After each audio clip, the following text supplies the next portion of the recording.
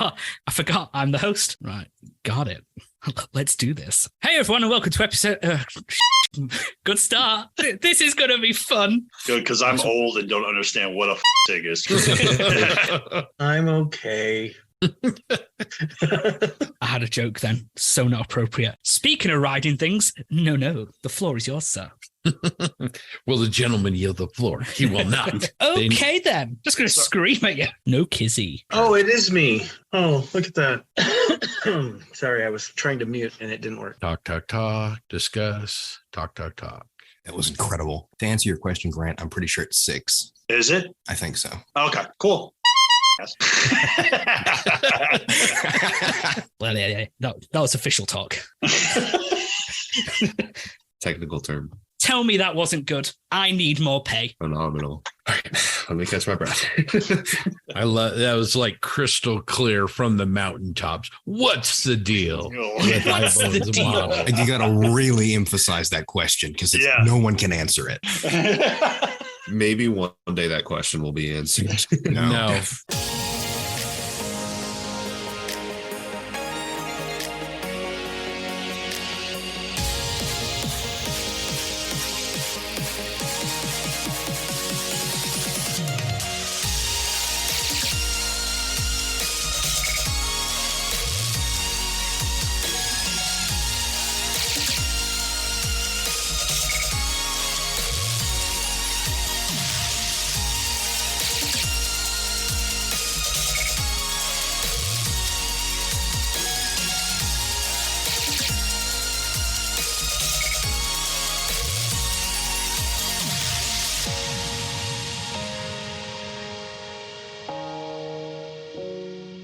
Hello, everyone, and welcome to episode 72 of the Plastic Posse podcast. We are ever so glad you could be joining us for your number one scale modeling podcast. Today, I am joined by my lovely co-host, but two are missing today. Unfortunately, JB is swinning it up with a luxury life in London, and unfortunately, TJ is getting a tan for his pasty skin. So, filling in for them two today, we have Zachary Grizzle and Jackson Stanton. How the devil are you two? I'm good. I got woken up 10 minutes ago by Jackson because I didn't set an alarm. But other than that, we're doing pretty good. I also woke up like an hour ago. School's out now, so I've had a lot more time to do free stuff and not just classes. A lot of my friends are also out and about doing fun stuff, so I can't bring them over and have fun with them. So basically, I've just been by myself working on bench stuff. Amazing to hear. And as usual, I am joined by Mr. Scott Gentry, Doug Smith, and Mr. Grant Maybury. How are you three doing? Doing really well, Jensen. That's good to see everybody. I'm doing well, thanks. Yeah, and I'm doing better. I'm doing really good. I'm getting some model time in and getting some work done and having fun. Amazing to hear everyone's doing so well. I, on the other hand, am not because I'm in England and it's warm and sweaty and hot. So it means I have to complain about it 5 times a day at least. So I want to go around the room and find out what everyone's been doing at the bench. We'll start with the kid, Mr. Jackson. What's on your bench? So, like I said, I've had a lot more free time. This past semester of school, I kind of have been starting a lot of projects and not really finishing them. And on top of that, I've basically been in a build mode. I don't really want to paint or weather or anything. I've just been in the mood where all I want to do is put stuff together. So I've got like 4 or 5 kits I started this semester. And in the last few days, I've really had a lot of free time. So I've just been trying to like finish up those builds, get them to the, I guess, priming stage. On top of that, I've been doing a lot of CAD work lately, some fun little secret projects and a few other odd things. So that's taken up a lot of my bench time. But yeah, it's been a super productive last few days. And I got a lot of mojo right now. I don't know where it came from, but it's here. You never Very, question very nice. the mojo. You never question it. Exactly. You Just go with it. You just ride it like a surfboard, man. Yep. Zach. Well, I am almost done with the build of the AFV Club Churchill. I would have been done 2 days ago if my Spur Brothers order had not included the wrong size of styrene tube. But, you live and you learn. So I've ordered some more of that, and hopefully that should be done in a few days. And then I just finished up a little vignette-based thingamajiggy with one of the Alpine figures I bought at the Amps Nets, and I'm pretty proud of that. I think it turned out pretty good. Turned out really good. Love that little piece. I would be asking if I could take it, but JB has told everyone it is his. Yeah, I'm sorry. I have no choice. JB will be getting this. This is mine. I'm taking this. Mr. Maybury, how about you?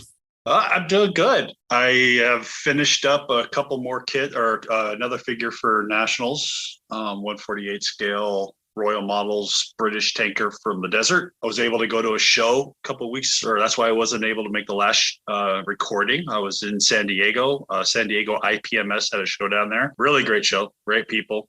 Had a great time. I'm saying great a lot. There was, other than that, I've been working on a kind of a small little project, a 148 scale Stug B converted to a they called it an SA-122. The Russians did. It's they're one of the first basically Su-20 122s that the Russians built, but they built on a Stug form. That's been fun. Can't say enough about Holler. They are a great little 148 scale conversion company, photo etch company for that scale. Other than that, I've been good. That's amazing to hear. Yeah, that show looked that looked really good. One I would like to attend one day, and it was nice to see some pictures from that show on the page. Doug, how about yourself? What's on your bench? A whole lot of 3D printed dinosaurs that are mostly just stacking up without paint yet, but I am painting some of them because I can print them faster than I can paint them. But that's kind of been my mood. Where Jackson feels like building, I've been feeling like painting. I did at one point decide I was gonna build a quick, what's her name? Just a quick build. Oh my gosh.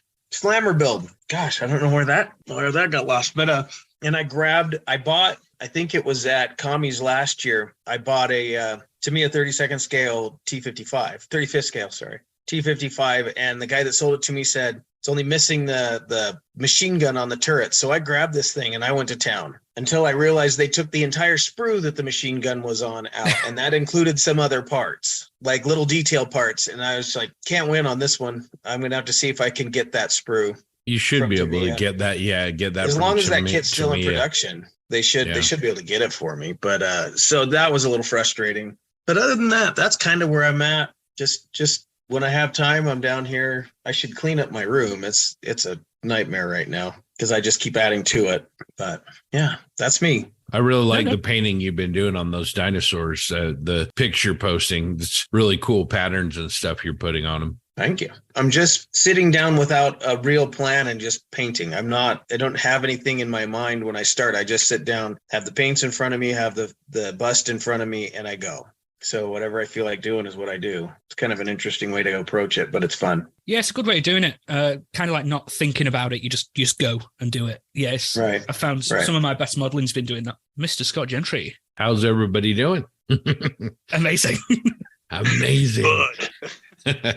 I haven't been doing a whole lot on the bench. I've been doing a lot of 3D printing, traveling. So excited to kind of get back to that. I just picked up Elaine Rivard's new TIE Bomber STL, and I am super excited. It's a beautiful digital model. I'm sure it's going to print really, really beautifully like all of his other STLs I have do. He's just really, really good at what he does. So I'm excited to see what that looks like. But in the meantime, I have a Viper that needs to be done and need to get back to working on that, prepping all the parts and getting everything ready for primer. So that's what I've been doing. And I have not been playing Diablo 4 at all. Not touched it, I bet. He's not even installed. No. Yeah. None at all. Liar.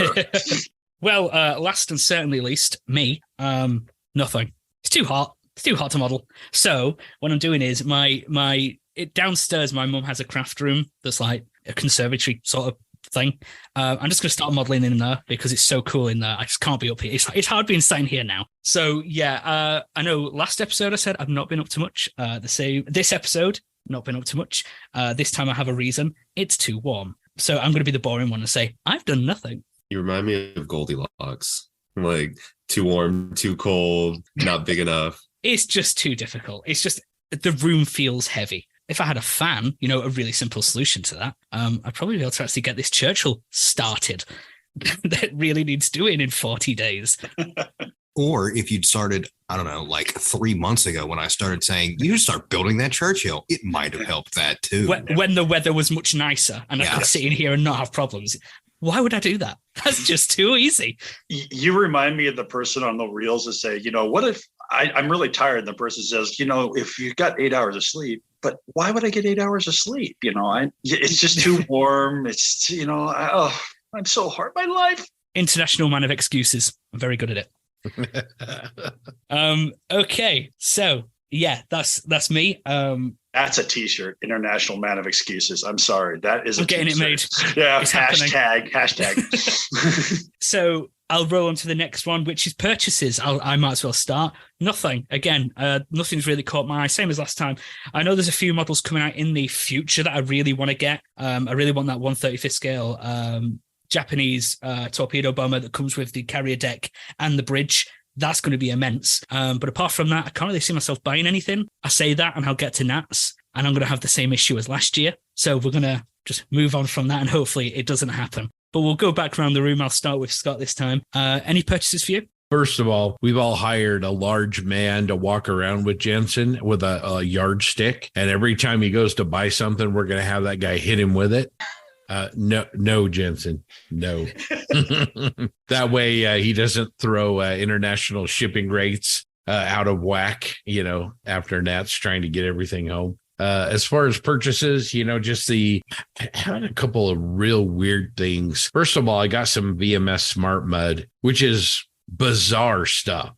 It works really good, but it's really, really bizarre. I finally got some of that and excited to use that on some bases. And then I picked up some really small micro tweezers. They're ophthalmic, I think is how you say that, but they're really, really tiny and ophthalmologists use them in eye surgeries, but the jaws on them have little teeny tiny, almost microscopic serrations. And they're great because you can hold on to tiny parts and they don't go shooting off, across your bench and cause frustration. So those are really, really cool. And anyway, that's what I've been doing. Lovely stuff. Doug, how about yourself? Any purchases reach your bench?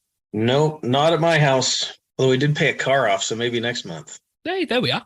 Okay then, Mr. Maybury, have you been spending? I have been spending.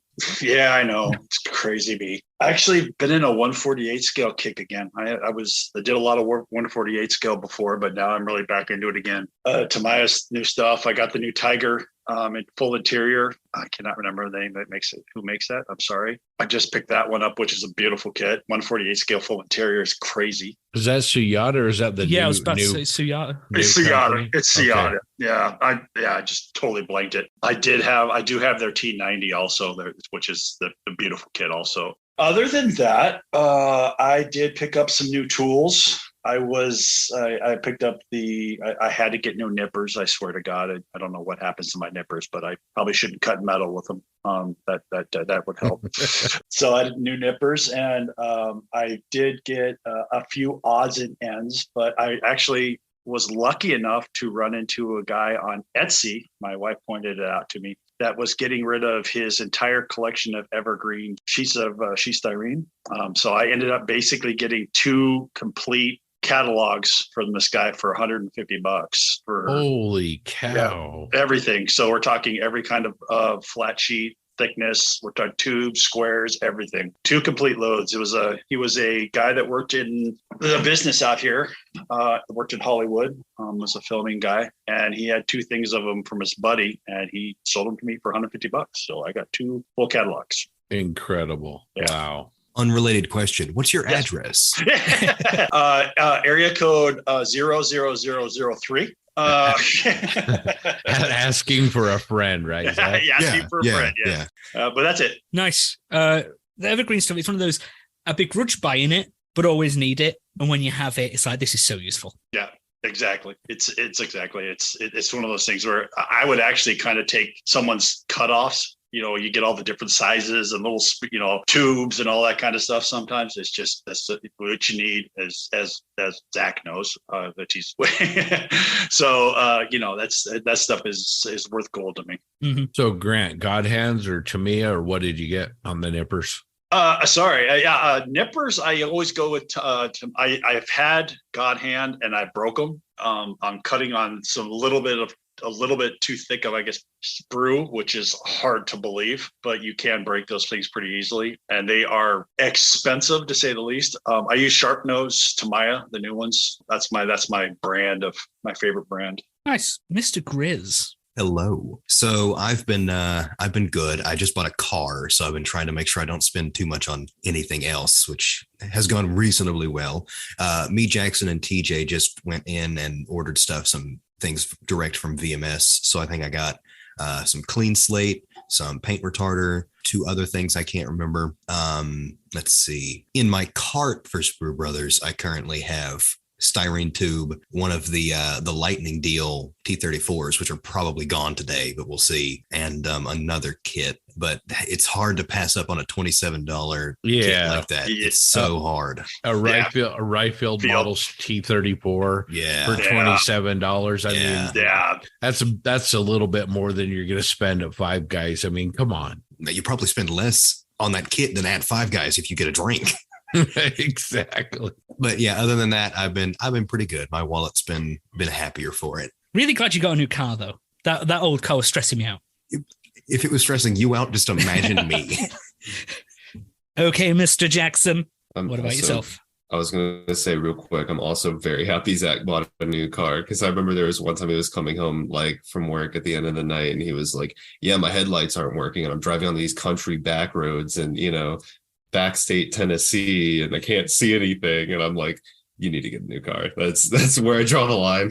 But I've also been pretty good when it comes to buying kits. My stash has outgrown my shelf for like the last probably 4 or 5 months. So I've really been trying not to spend any money on kits themselves. And I've been good at that. I've been tempted, especially when Scott sends the daily lightning deals from Sprue Brothers in our chat. And then I look at it and I'm like, oh, I really want that. I have to resist. But I did make one impulse buy recently, other than the VMS stuff that Zach mentioned. So I think it was like a week or 2 ago, I was talking to Zach on Discord, and I'd had a few glasses of modeling fluid. And Zach goes, have you seen the new Anycubic Photon Mono 5S? And I'm like, no, I haven't. And he pulls up the page and I'm looking at it. So for anyone that doesn't know, it's Anycubic's new 3D printer. I think it's coming out. I think they just shipped their first batch this month.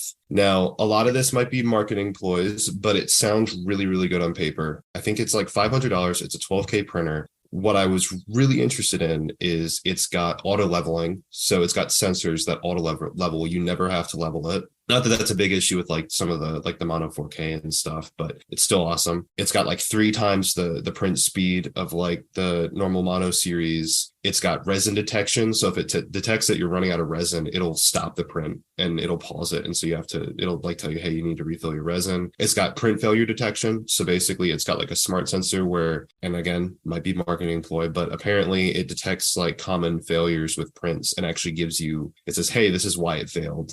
Here's what you should do to fix it in the future. So they basically had like a special, I think it ended actually yesterday, the 16th, where it was like an early bird price. You could pre-order it and get like $150 off or something like that. Not sober me saw all those things and I said, oh, this sounds awesome. And it's a pre-order. So, it's why not? And I clicked the button and woke up the next morning with $500 missing from my bank account. I was like, oh, that wasn't a dream. That actually happened.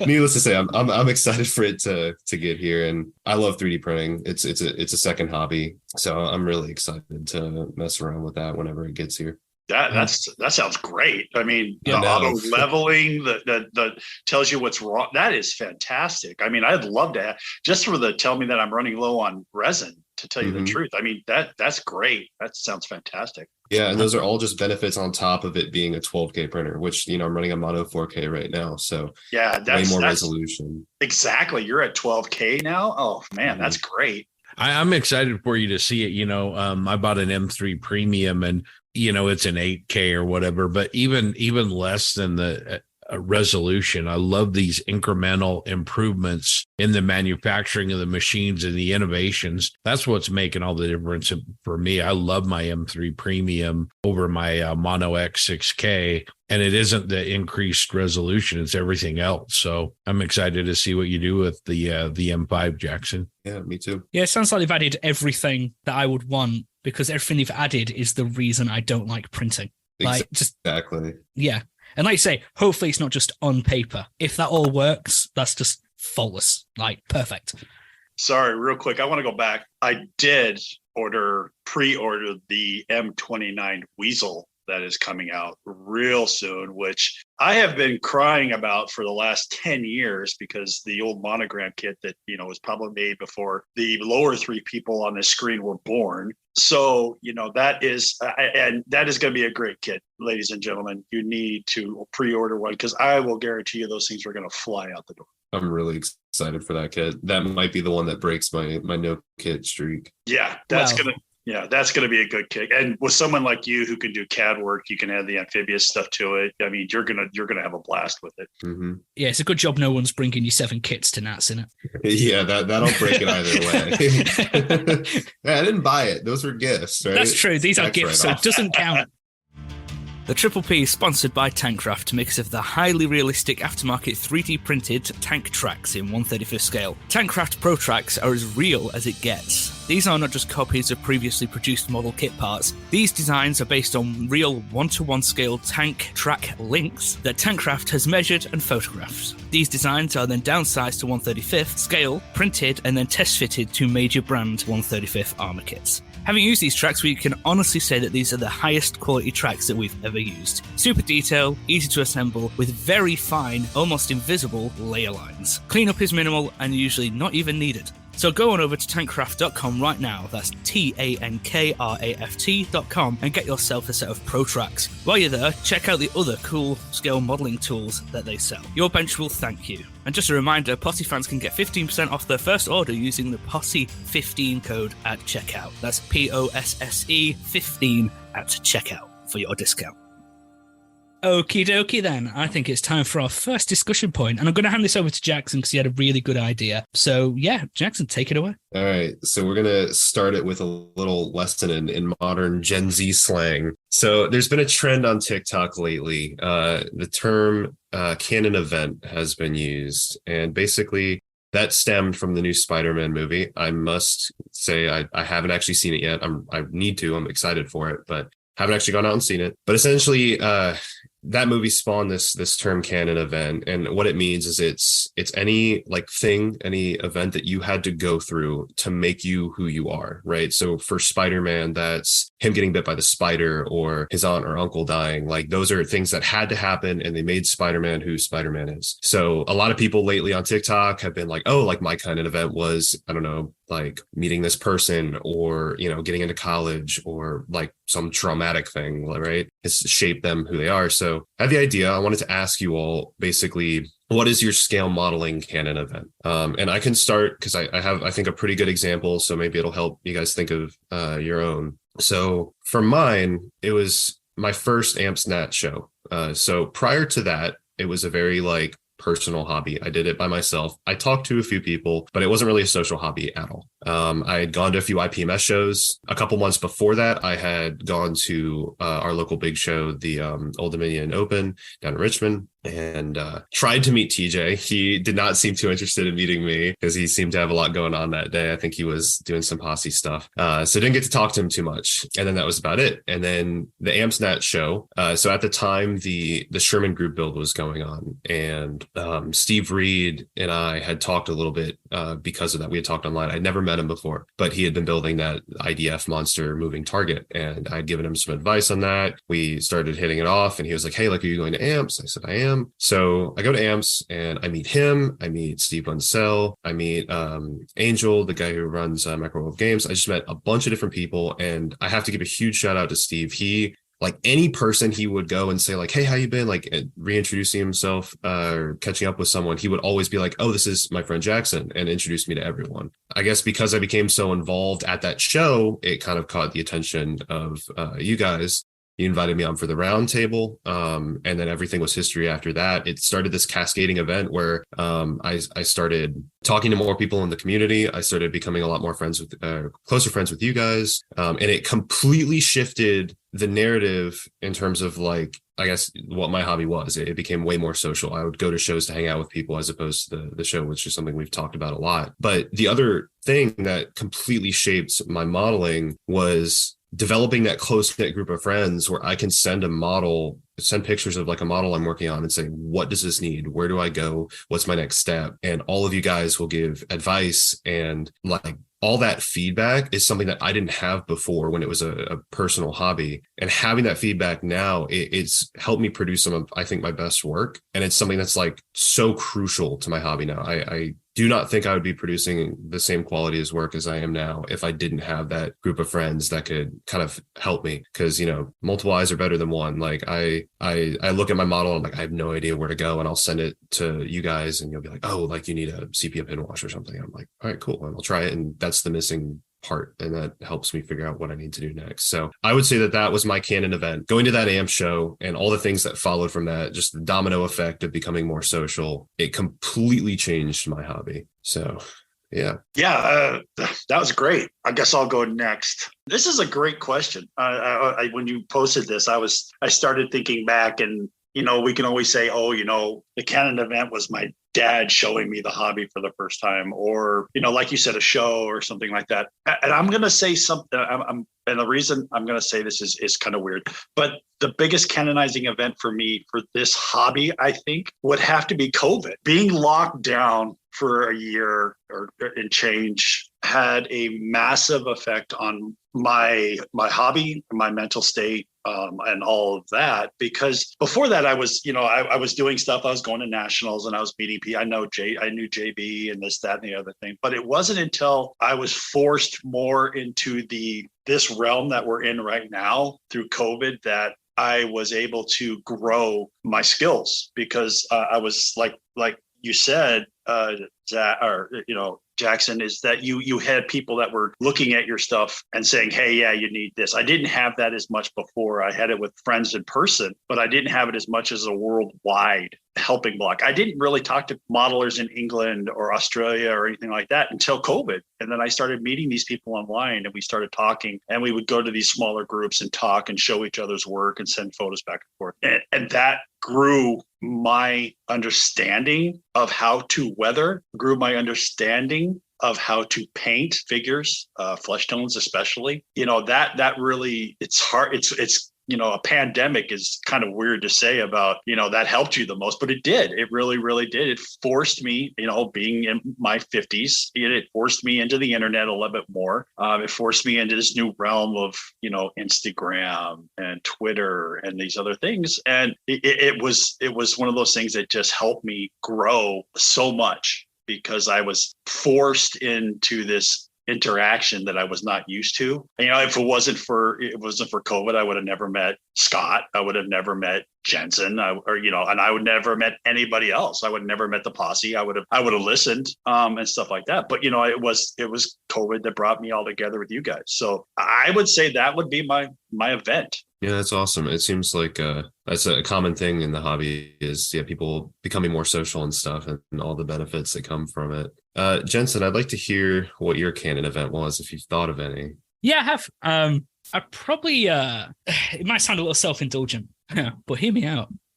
So this is going back to the early days of the posse, when it was just Scott, TJ, Doug, and JB. And they were doing an episode, and one of the listener feedbacks was, we'd like to hear young people's perspective on modeling. And I listened to that and I thought, oh, that'd be cool. Because at the time I was young, and I thought, you know what? I'll send him an email. I'll say, hey, I'm relatively young.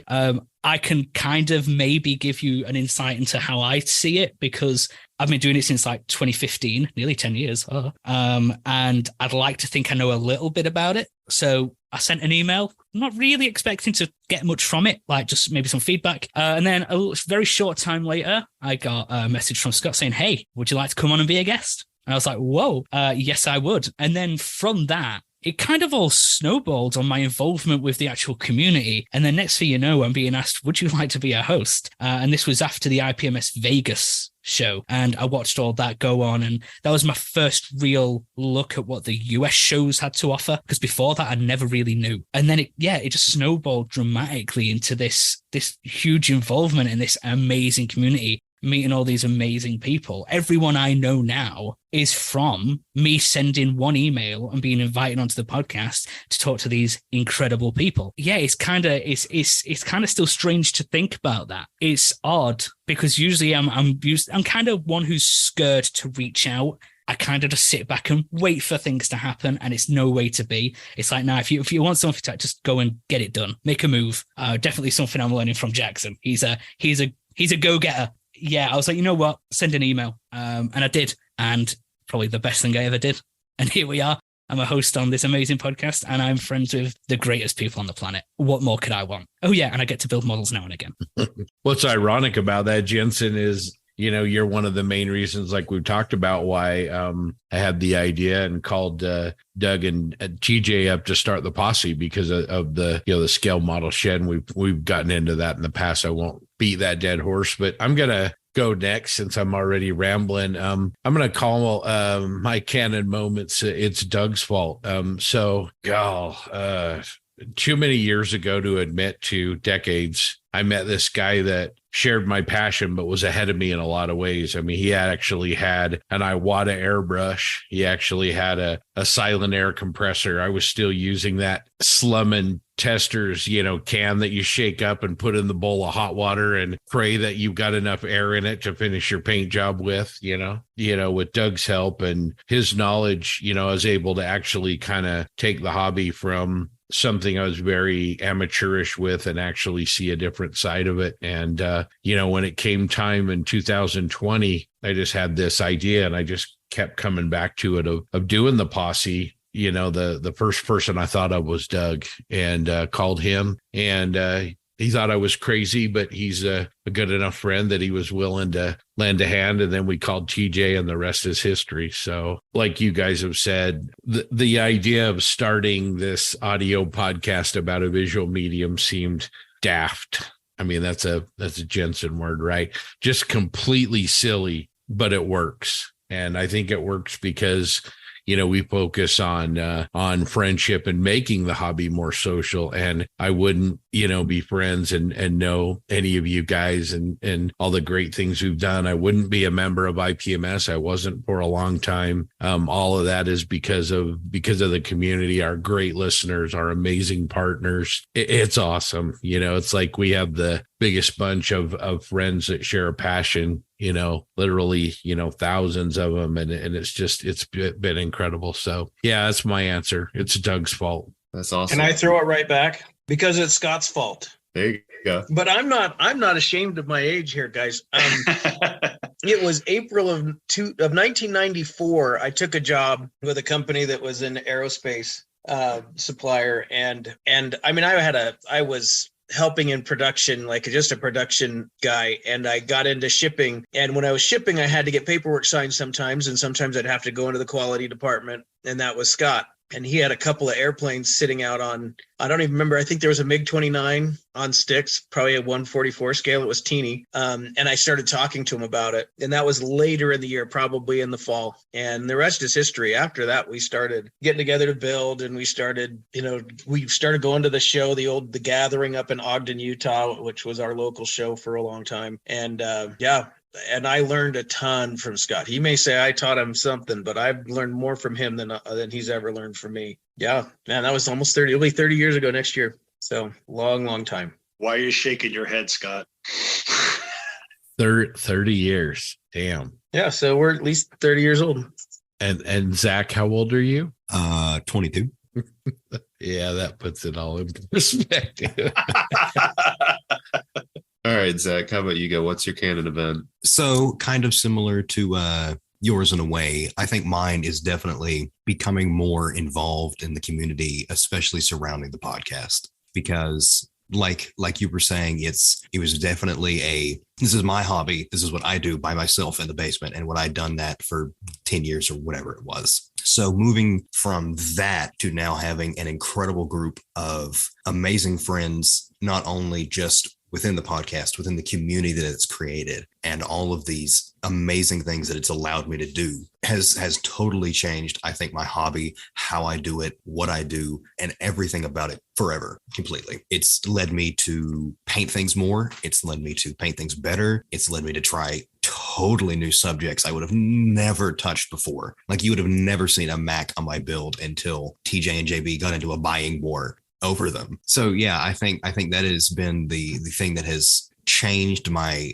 hobby, and even more than that, even just my personal life in a way, more than anything else that there could be by far. Yeah, it's really interesting. It doesn't really matter. We're joking around about age and being old and stuff, but Jackson and Zach, both of you guys, Jensen, you guys are a lot younger than the other three of us on the call, but you guys all inspire and contribute completely. I mean, skills and skill sets and perspectives that we just don't have. And I've learned, kind of to Doug's comment, I've learned more from you guys than us old guys have ever taught you. And that's one of the reasons that we're so passionate about breaking down barriers between age groups and genres and what kind of models you want to build and everything, because everybody has a unique perspective and talent and skill set. I mean, Jackson's one of the best 3D designers out there. Zach, when we met you, you didn't even want to paint your models, and damn it, you're better than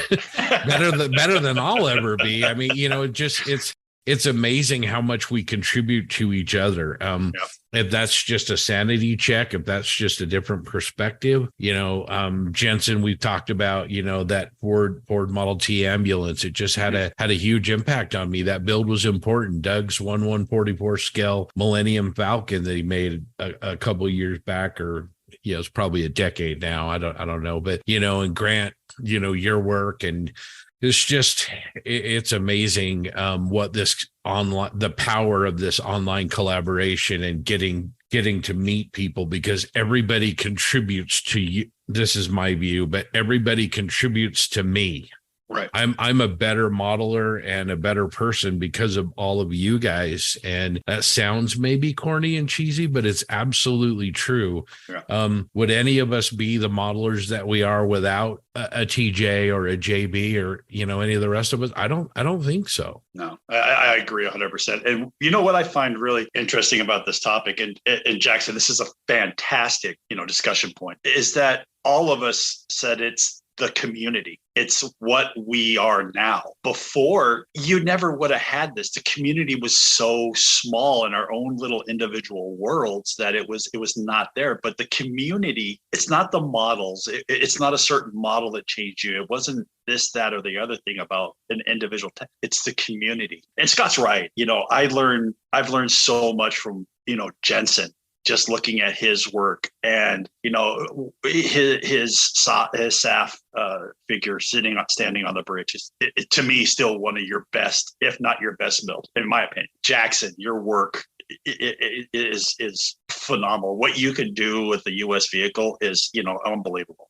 Zach, you're pissing me off that you're becoming a figure painter now. And that's just you got to stop. You just have to stop, or I'm going to start breaking fingers. But I'm learning things from you, and I'm older, and as I see these things and I see these ideas, and look at like Martin Kovac, what he's done for this community by opening up his style, the way he does things. Adam Wilder is another one. Adam Wilder is, in my opinion, a very undersung hero of this hobby, because what he built with his products and his design and his methods are great. And we didn't know about that much about him before. They say, it takes a community, takes a group of friends or a community to make something. And it's true. And you see it in this hobby every day. And I see it with you guys every day. I see it with every other single podcast out there. They show and they talk about what they do to improve. And, everybody's got their own style, but, this is this community, a group of people sharing ideas, talking about it, talk about the discords. We could talk about discords all day about, we all talk offline and we all show each other images. There's tight organizations out there. People, before, if you told me I would be flying to 4 or 5 times a year to different states to go to model shows, I would have been like, no, you're crazy. But I do it every year now. And I really do. I'm flying, I flew to Seattle. I flew to Colorado. I'm going to Texas. I'm going to Chicago. There's a couple other trips I'm trying to make, it's just crazy. 4 or 5 years ago, I was sitting in a basement, or not basement, but I was sitting at a desk and by myself listening to books and just working on models. And now I have this huge community, and that's what it's all about. Yeah. I mean, yeah, couldn't have said it better, really. And I know I said this to TJ the other night in chat because he mentioned it. I think he'd had a few too many drinks. If you think I would spend thousands to travel around the world, halfway across the planet, or travel to Europe, it's not just for the model show. I'm not spending that money to look at someone's built models. I'm doing it to reinforce those friendships I've developed. This might sound not how I intended to come off, but spending that money is nothing in comparison to the value of the friendships I've developed. Do you know what I mean? It's like, right, fine, I can earn more money, whatever. Those friendships are literally priceless, and I would never change them. Yeah, agreed. And I would extend that, even outside of our core group, we've been lucky enough to talk to, Jeremy Moore and Martin a few times, and Adam, you mentioned Jensen and Graham and Luke over in the UK, and Spencer, and, just on and on and on. And all these people, I think, influence what we do and how we do it. We may not relate 100% to any of them, but I think again they all contribute to us, and every show we talk about builds that inspire us from the posse group. Just every single member of the posse group, I think, has a little bit of this piece of the pool, or whatever you want to call it. But anyway, yeah, Jackson, great discussion topic. I haven't really thought about that. I wasn't aware of that terminology, so appreciate the hipster lingo. I guess, but it's a great way to look at this, and it's a great way to kind of consider how each of us have gotten here, and also in our modeling where we're at right now. And it can be anything, it can be as small, like a mini one I had was just finding Andy's channel when I first started modeling. I did one model and I was like, that's it. And then I found Andy's channel, watched a bunch of videos, and that's something that launched me into the hobby. And I wouldn't be here without that. And one final note, I just think it's cool that a lot of your guys' answers, because we have been talking about the social aspect and how it's changed our lives. Like, even though we're talking specifically about scale modeling Canon events, I feel like a lot of what we said are like actual Canon events for who we are as a whole, right? I mean, like Jensen mentioned traveling across the world and stuff. I wouldn't have been, in England with him, John Everett, and JB walking across bridges and stuff, like, if it weren't for this hobby. And that all goes back to the Canon event and me going to an AM show. So it's really awesome. If any listeners have any Canon events, I would love to hear them. Please post them in the Posse page. And yeah, I'd like to hear what everyone has to say and how they became who they are. We're going to have a lot of feedback for the next episode after that question. I think so. That's going to be good. That's going to be good. Jackson just drops the question and dips. I'm not dealing with that next week. Yeah. All right. Every episode, we like to go through and pick out something that's really stood out to us on the Plastic Posse Facebook page. So we're going to get rolling right now with Jensen. Why don't we start with you? Okie dokie. So I really liked Scott Peterson's Models Fit F51H. I actually don't like the aircraft. I think it's a P-51 made more ugly, but the actual finish on it is stunning. Really nice natural metal finish on the fuselage, but also paid close attention to the painted metal finish on the wings, because the Mustangs, I'm going to call it a Mustang, had lacquered wings, but natural metal fuselages, and the different shades and patinas that is achieved on the actual fuselage of that is just really well done. I love seeing natural metal, especially when it's done well. So yeah, I think Scott did a really good job with that. It's a really nice model of a very interesting looking aircraft. Very cool. I'll go next. William Chill, Asgard Modelers, or Asgard Miniatures, his M10 Wolverine diorama with figures is really good. It's what really caught my attention first was the figures, and the helmets in particular. The first thing I noticed is these, they just looked real to me. You could have easily taken these and tweaked it just a little bit and pretended it was the real thing, and I'd have believed you. The armor piece itself, the Wolverine, has got some really nice weathering on it, some really nice finishes. I just kind of grabbed my attention. Anyway, Asgard Miniatures, man, good job, man. Thanks for sharing. Let's go to Scott next. Yeah, what caught my eye is a friend of ours, Frank Blanton, RVA Models is his Facebook ID. He's been working on a 135th scale Valentine, doing the running gear. It's kind of an interesting way to put a model together in the order that he's doing it, but it's really cool. And, He's given a lot of love to the tracks. The Valentine is a pretty interesting suspension setup as it is. He's been doing a really, really great job. He's been a little brutal on that tank craft mat on his bench. So, Frank, try to be a little careful. Those mats are great. Just kidding. But I really like the work, and keep it up and keep posting updates. Can't wait to see where your project goes. So, Frank Blanton, 135th scale Valentine. How about Grant? What have you seen? I'm going to go with Luke Pitt Type 97 148 scale 3D printed tank. He posted it a couple of days ago. He posts a lot on the 148 scale websites. Luke is a fantastic person. He's also a fantastic modeler. His work is very, very, for that scale, that vehicle looks fantastic. I've seen some of his figures. He does a lot of converting. We all know Luke. Luke's a great guy, but his work is fantastic. And it's very impressive. The palm leaves that are hanging off the top of the vehicle, spot on. If you look at the vehicle, you could swear it's either 135th or even bigger. It looks great. Luke, you're doing a great job. Again, it's Luke Pitt, his Type 97. Awesome. Thank you. I almost chose that one myself, but you'd already taken it.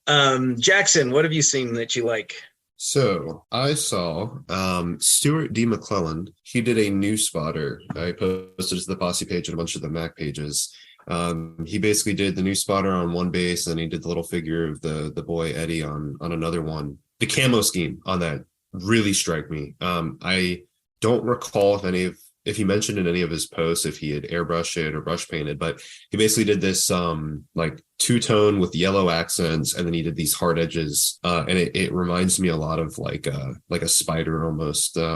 Very like cold looking build in a good way. It just looks like cold metal. I love the new spotter. I love it when people do almost like creepy like camo schemes for it, and I think the way he painted that model, it strikes the right notes, and it looks awesome. So I also love the base he did. Like I said, those two separate bases for Eddie and the new spotter, so they're separate, so you can pose them however you want, which I thought was a cool idea. And the groundwork on them it's well done. It's simplistic, but it's very well done. So that is my shout out. Thanks, Jackson. Zach, you're last. What do you see? So I was looking through Facebook, and Peter Vidlotsky had posted his Ming Panther A, I believe it is. Yeah, I think it's an A.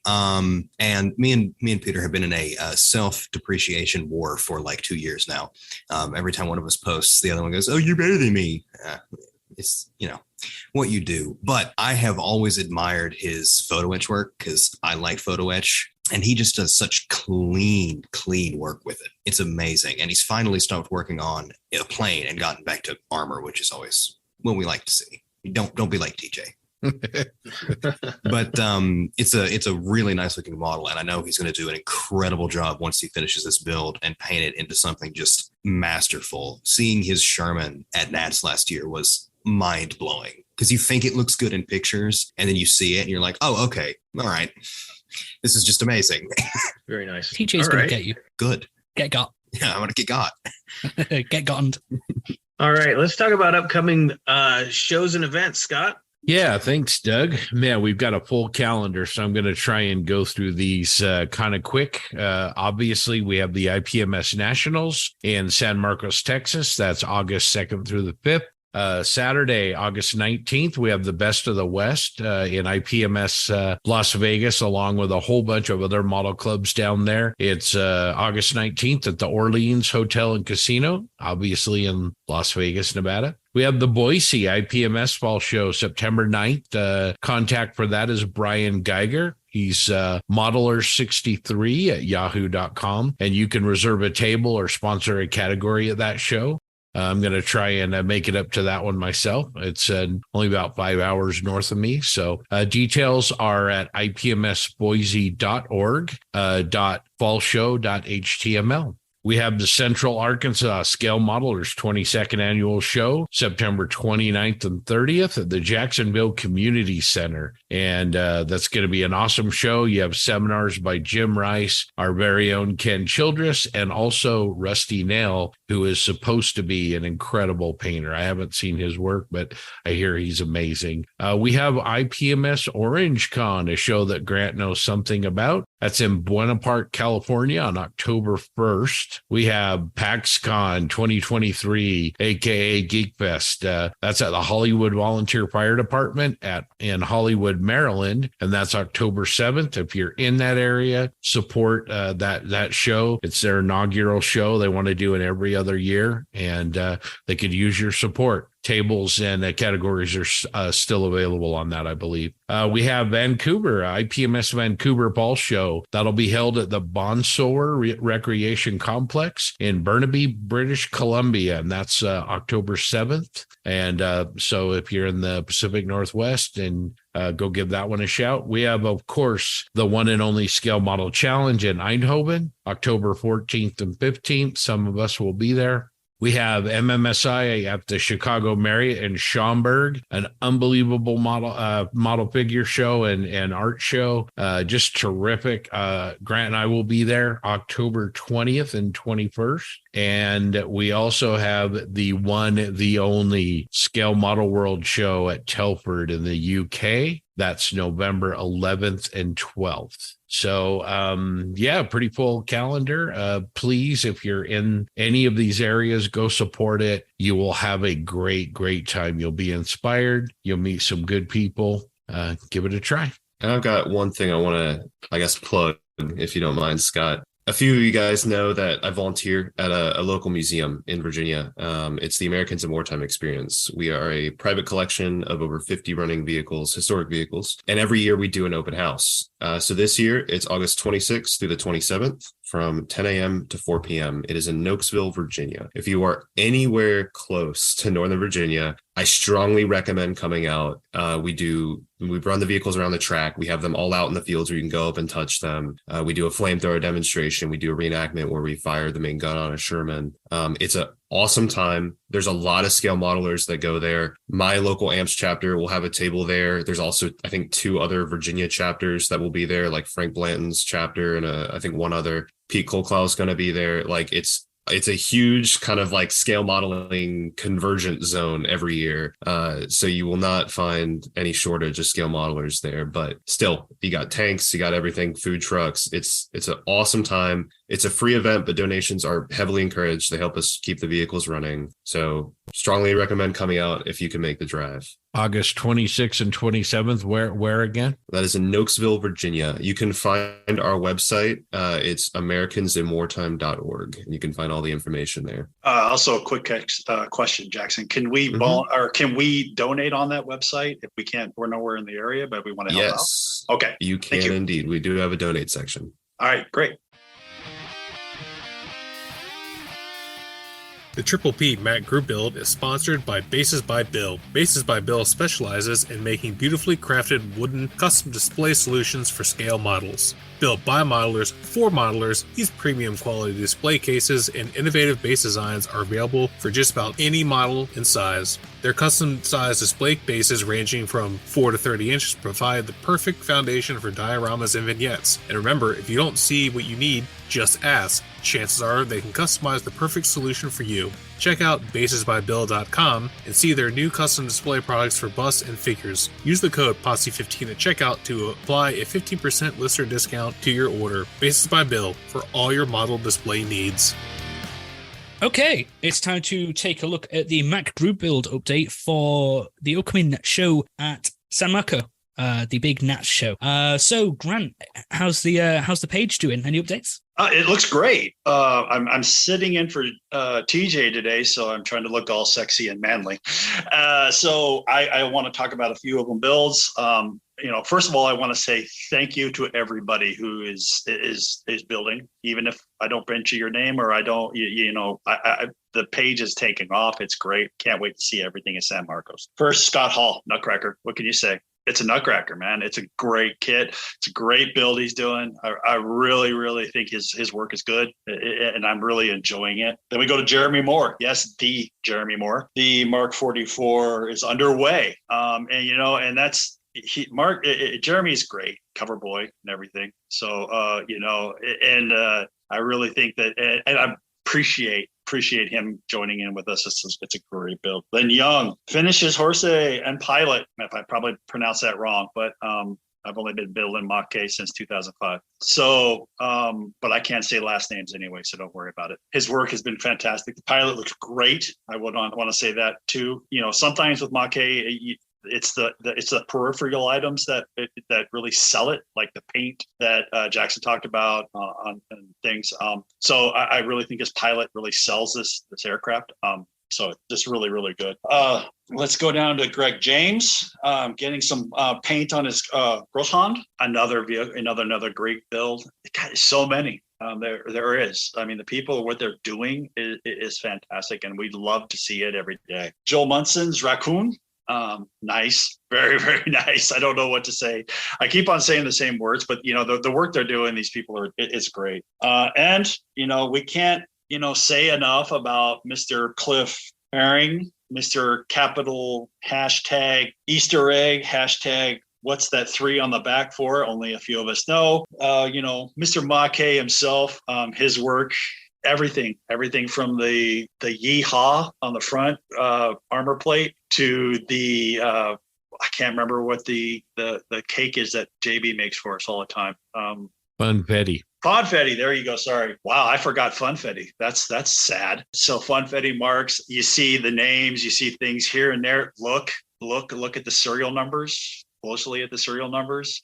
You'll find stuff. Everything in that thing is great. Cliff, you're killing me. Thank you for throwing out the 3rd Ranger bat and all that. So that's some good stuff, man. I really do appreciate it. All right, that's it for the group build. Please keep on submitting photos. We're looking at them every day, and we're having a great time. So let's go to feedback from Doug. All right, this week we're going to start with Kenneth Childress. He says, the interview with Bill really struck a nerve in a good way. His thought process is exactly like mine when it comes to creating a story in your mind to explain why things are the way they are in a diorama or vehicle. For example, when I'm working on a what-if conversion on a vehicle, I cannot just glue stuff on for the sake of looking cool. I mull over things for days or weeks and figure out how it would work or if it would work, and then build that. It drives my sci-fi friends crazy. When I did the Sherman with the P-61 turret, the superstructure height was based purely on the room it needed to fit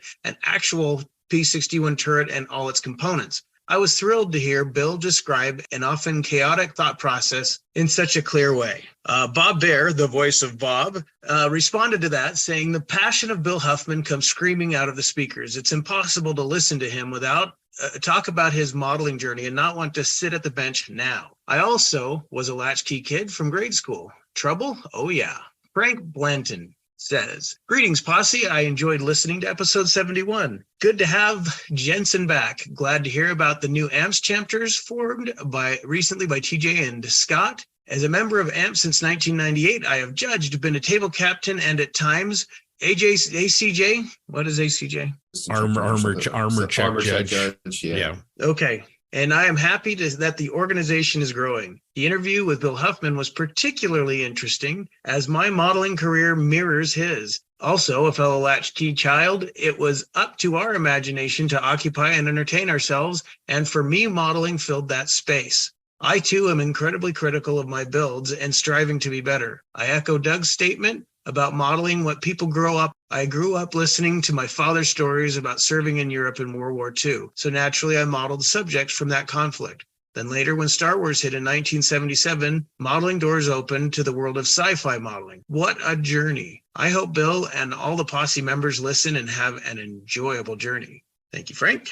All right. Tyler Shepard. Hey, guys, listening to the new episode, wanted to chime in on how I feel I've improved in the last 12 months. The area I feel like I've improved on is my focus. I've been very proud of myself for just sticking to the HK 148 scale B25 through the whole process and not getting distracted or frustrated and just pushing the model aside and forgotten about half finished. The B25 is getting very close to the finish line, and I'm very excited to see the end product all together and start my next project. Also, something I was thinking about when listening to the discussion, I miss when you guys used to have one or two not so popular modelers from the Facebook group come on and give a short interview and be part of the discussion before your later interview with more popular modelers. I hope that can come back again soon. I really liked hearing from your average everyday modeler. I think that's my job. You're the average everyday modeler. Yeah, that's me. You got to build stuff first, Scott.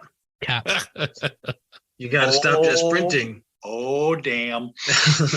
Brian Geiger, I've really been enjoying the energy and enthusiasm of your podcast. Many of your guests have commented on the same. What used to be a solitary event has now become a social network. The other kooky thing is that I have a super low threshold for advertisements. When your sponsors come on, I find myself stopping and actually listening. They sound like something for me. It looks like your event calendar is pretty full, but please allow me to pile on. We're having a show on September 9th in Boise, which we just talked about. Thanks, Brian. And now remember, this Posse page is for everybody. Come on and post, and you'll see a whole bunch of cool stuff. Like this week, new to the Posse page, but a longtime listener, Patrick Jensen shared his current projects, including a Royal Danish Air Force F-16A in 72nd scale, as well as his Danish Army Leopard. How about Rich Hall's ARC Models Hurricane Mark I?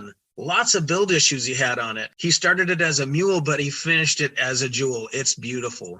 Come check it out. Also, Ben Flood shared a bunch of pics from Model Expo in Melbourne, and Bill Webb dropped folders of pictures from Wonderfest. Be free to go onto the Posse page and check it out. It's some great content. Remember, you can send your feedback and suggestions to us via email at plasticpossepodcast@gmail.com. I think we're ready for an interview, aren't we? Yeah, absolutely. Speaking of folders of pictures, Aaron Kuck went to Wonderfest and had an amazing time. And he and I sat down late last night and talked about his experiences at Wonderfest. And it's a show that's been at the top of my list for a long time as a sci-fi nerd, hoping next year I can get to it. But anyway, here's that interview with Aaron, and hope you enjoy it.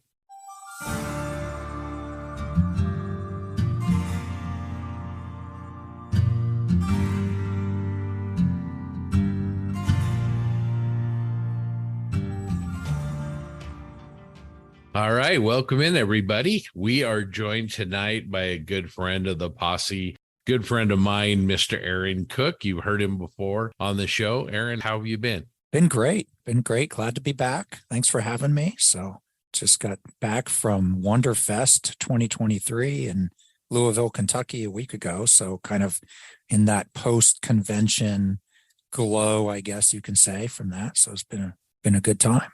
Well, the two of us are fellow sci-fi nerds, and maybe for those who don't really know what Wonderfest is, I mean, I'm dying to go to one, but maybe tell everybody, what is Wonderfest and what's it like, and maybe how's it different from other model shows you've been to?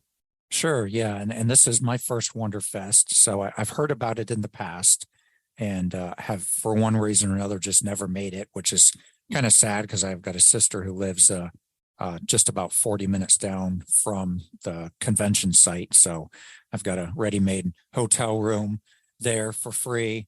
But I haven't been before and have always wanted to go, and really wasn't sure what to expect. I've been to plenty of AMPs and IPMS shows and national conventions and that sort of thing. But this one I've heard is always different. It says it's sci-fi modeling, but I was kind of wondering what that actually meant, because there's plenty of sci-fi conventions that are cosplay or wargaming or that sort of stuff, but this seemed to be billed more as strictly on modeling. So I thought I had the weekend, and my sister actually joined me too. She's more of a gamer than a modeler, but modeling adjacent, so she was interested in it. So we went down to visit my other sister and kind of make it into a family get together / Wonderfest exploration. So it is 2 days. I think it's on a Saturday and Sunday. It's always around the first week or two in June, I believe. It's always in Louisville, Kentucky.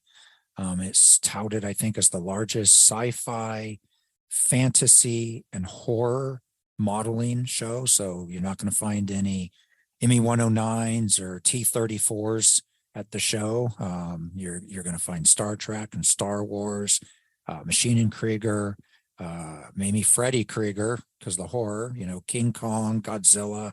You're going to find all that sort of stuff. And I suspect it started as a figure show. I think it's been around 20 years, if not more. If you go on their website, I think it gives a history of, it's been around for quite a while. But I suspect it started out more as a figure show, but now there's been more sci-fi vehicle models. There's a pretty good turnout of that as well. So, and we got there Saturday morning, my sister and I. It was at the Crown Plaza near the airport in Louisville, and it was already jam-packed, and I knew it was going to be a fun time just walking in. There's a few people walking around in uniforms, like stormtrooper uniforms, and a couple people had life-size R2-D2 remote controls going around, and just seemed to be a good time. So we started out in the vendor rooms. There were two vendor rooms, a small one and a large one, and we started out in the small one, and then I was like, oh, this is nice. And then we went into the large room, and it was almost overwhelming. Like the size of it, it felt like it wasn't quite as big as Nats, IPMS Nats,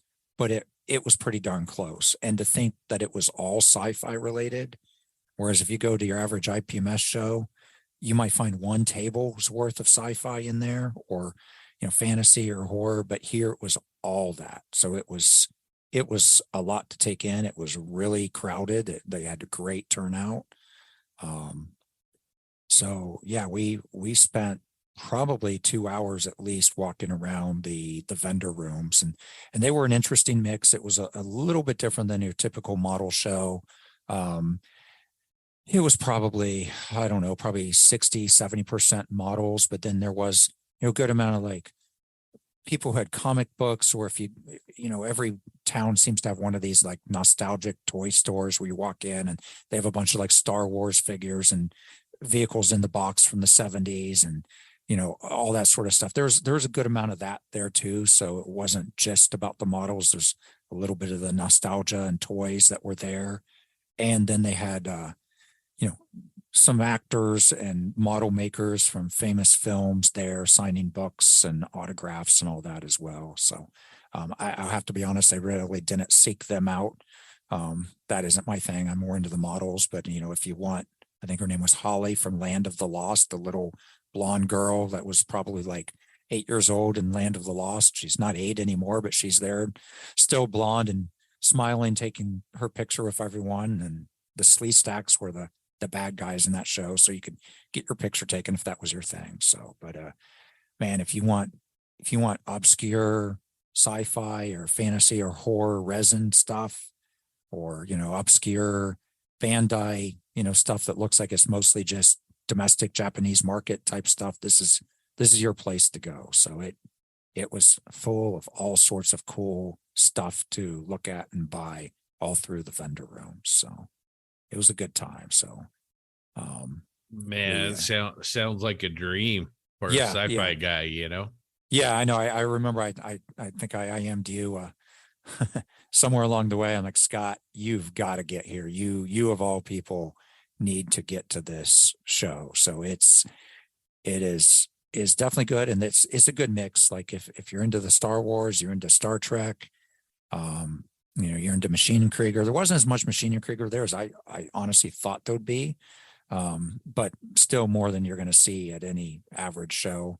But then I was also surprised how much fantasy and horror type stuff there was as well. So like my sister's a big Godzilla fan.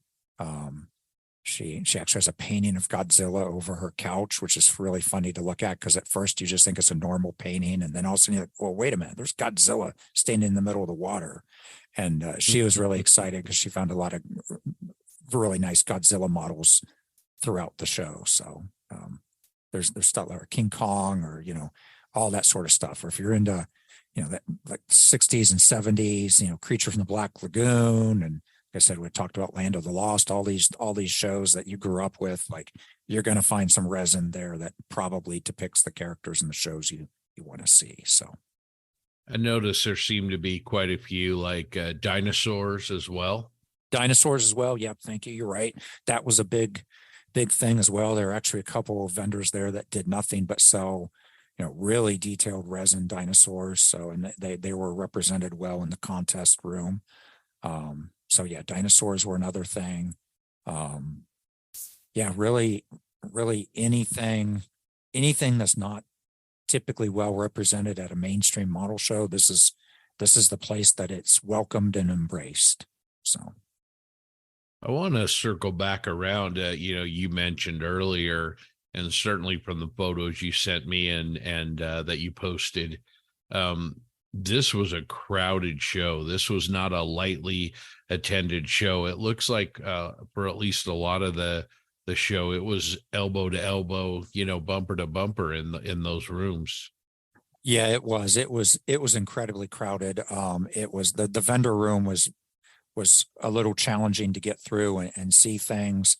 And the contest room was the same way. Like it quite honestly, I suspect they've outgrown their venue, and it's not a small venue. Crown Plaza Hotel is not a small venue outside of the airport. It's made for these sort of conventions, and I don't know if they just need to buy one more room and expand it out, but it was extremely crowded, which is a very positive sign. There seems to be a lot of people there that they go every single year. You could hear people talking like, "Oh, good to see you again this year," and but a lot of people commented that it was extremely good turnout. So probably still some residual pent up, COVID type show, benefited from it. I think they missed a show like everyone else did in 2020. I don't know if they had one in 2021, but they definitely had. I can't imagine many more people showing up. We stayed only on Saturday, so I don't know what it was like on Sunday, if the crowd died down at all or not. But it was prepare to be close to your neighbor. Yeah, I get that. Well, hopefully better hygiene habits were practiced. Sometimes that can be a challenge. Yeah. Tell us a little bit about, we'll get back to the vendors and some of the other things, but tell us a little bit about the contest. How were categories divided? Which categories seem to be really well represented? And maybe some, what some of your thoughts were. Sure. So I'll tell you, we walked into the contest room after we spent a couple hours in the vendor room. I think we took a break for lunch, and then we decided to go in the contest room. And it was, you walked in, you kind of stopped dead. Like it was extremely crowded. And it was with people and models, I guess is the best way of saying it. Like every single table was just jam packed with models. And we chose we was like, well, where do we start? So we just picked one side to start at. And it was interesting, just as a side note, as we walked in, they had hired some, I think, off-duty sheriffs to kind of be the doormen at each of the vendor rooms and in the contest room. And the sheriff in the contest room was just telling people as they walked in, said, please pull your name tag around behind you. So if you're leaning over the models, you don't hit the models, which was really cool. I thought that was very well done of him. And he was doing a good job of communicating with everyone why not to do it. And that was a new experience. I've never seen that at any show before, but it was kind of a welcome thing, I thought. So we started over on the I guess I'll say the figure side. And I didn't enter anything this year since this was the first year I was there. It was just sort of a kind of get to see what it was like and kind of get the lay of the land. And but from what I did glance at some of the entry information, there didn't seem to be a lot of categories compared to, what you'd find at IPMS. So there was a number of figure categories, but then it seemed like when it came to vehicles, like there's only one or two vehicle categories. And, I'm used to IPMS where it's like, Allied 1939 to 1945, Pacific Theater or something like that versus, like it's just so granular, where this is like vehicles, like, okay. So you get to a table and there'd be like a Voyager space probe sitting next to a Star Trek Enterprise, sitting next to like a machining Krieger kit, sitting next to a Star Wars A-Wing. And you're like, my OCD brain was a little like, well, what? It is a gold, silver, bronze contest system. So I don't, which I think might be one of the reasons why it's not as necessary to have so many different categories, because your model's judged on its own merit versus being compared to all the models around it. With that said, I think just for ease of viewing, it could benefit from, I think, a few categories. Let's put Star Trek in one, Star Wars in another, real space in one, just because when you got to the vehicle tables, you could just, like I said, you could just see a mix of everything. And, you'd find, a Star Destroyer on one table and then another one on another table and another one on another table. And it would have been, to me personally, I would have preferred to see them all in one place to kind of look at them together collectively. But on the figure side, it seemed to be a little bit more organized to me. Like it made more sense. There's all sorts of fantasy figures together and all sorts of like Marvel Comics figures together. And my brain was able to process that better. But man, there's some amazing work in this field, and the one thing that you'll find at the sci-fi modeling and the fantasy modeling is there's a lot more use of lights and, motion and electronics in displays than you're going to find at an average IPMS show. So you find your Enterprise lit up with all the lights in it, or you find, some horror scene where, there's like a bat flying in the background or something like that. So it's interesting because a lot more moving and lit things than normal. So interesting. I mean, how did they fill the tables up? Was it just sort of put the models where they fit, or you said the figures were kind of a little more organized, but it seems like some of the other tables were kind of like a little bit more of a jumble. So do you know how they did that? Or no, I don't. I like I said, I think the vehicles, it literally look like how they fit. I mean, there are some tables that it was hard sometimes to see some models because somebody would have some little Bandai size, Star Wars model, and then somebody else had brought in some resin 6 foot long, Star Destroyer, and it's just dwarfing over everything underneath it. And I do think, again, I didn't enter anything, so I'm not sure, but I was reading in the contest information afterwards because I was trying to figure out a little bit more about it. And it had mentioned when they pick up the models, that you have to actually basically hand somebody a claim tag and they escort you to go pick up your model. So I assume that also means when you put your model down on the table, somebody's guiding you to where to put it and, that sort of thing, which, is an interesting thing and obviously helps security wise prevent theft, which unfortunately does happen occasionally at a show where somebody's model just disappears. But the one thing kind of different than any other show I've ever heard of, it is a 2-day show. The awards are handed out. I don't know if they're handed out in a ceremony, if they're just on the table at 10 a.m. on Sunday, which is kind of an interesting time to me. But then, and if you go to a typical IPMS show, as soon as those awards are out, everyone's packing up and leaving for the day. And if you don't necessarily see what won what, especially at more of the local and regional shows, where it sounded like the rules were you have to leave your model there for a certain amount of time after the awards were handed out on Sunday. And, they wouldn't release the models before then. So it sounds like it gave people an opportunity to then walk around after the awards were handed out and see, oh, this one a gold or this one is silver, which is cool. So I just didn't have the ability to go back that second day and see. But now that I know what to expect, I definitely am in the future and will be entering and finding out even more about it. But it was, and size wise, again, it's, I'm a terrible person trying to estimate. It certainly wasn't the size of Nats, but I think they had 1,000 models there. So if you take your average, not even average, you take above average IPMS regional show, sometimes the ones around here in Ohio, they have 500-600 models. People's like, that's a good show. And this is 1,000 models. So you take, the same size space you'd have for a decent size IPMS regional show and pack in almost twice as many models. That's what it was kind of like. So Oh man, that's awesome. Well, as a modeler, compared to IPMS nationals, subjects aside, how do you feel like the quality or the level of work overall kind of compared maybe to a nationals or an IPMS regional? I would say fairly well. I don't know. I can't speak intelligently about figure painting and painting busts because that's just not my area of specialty.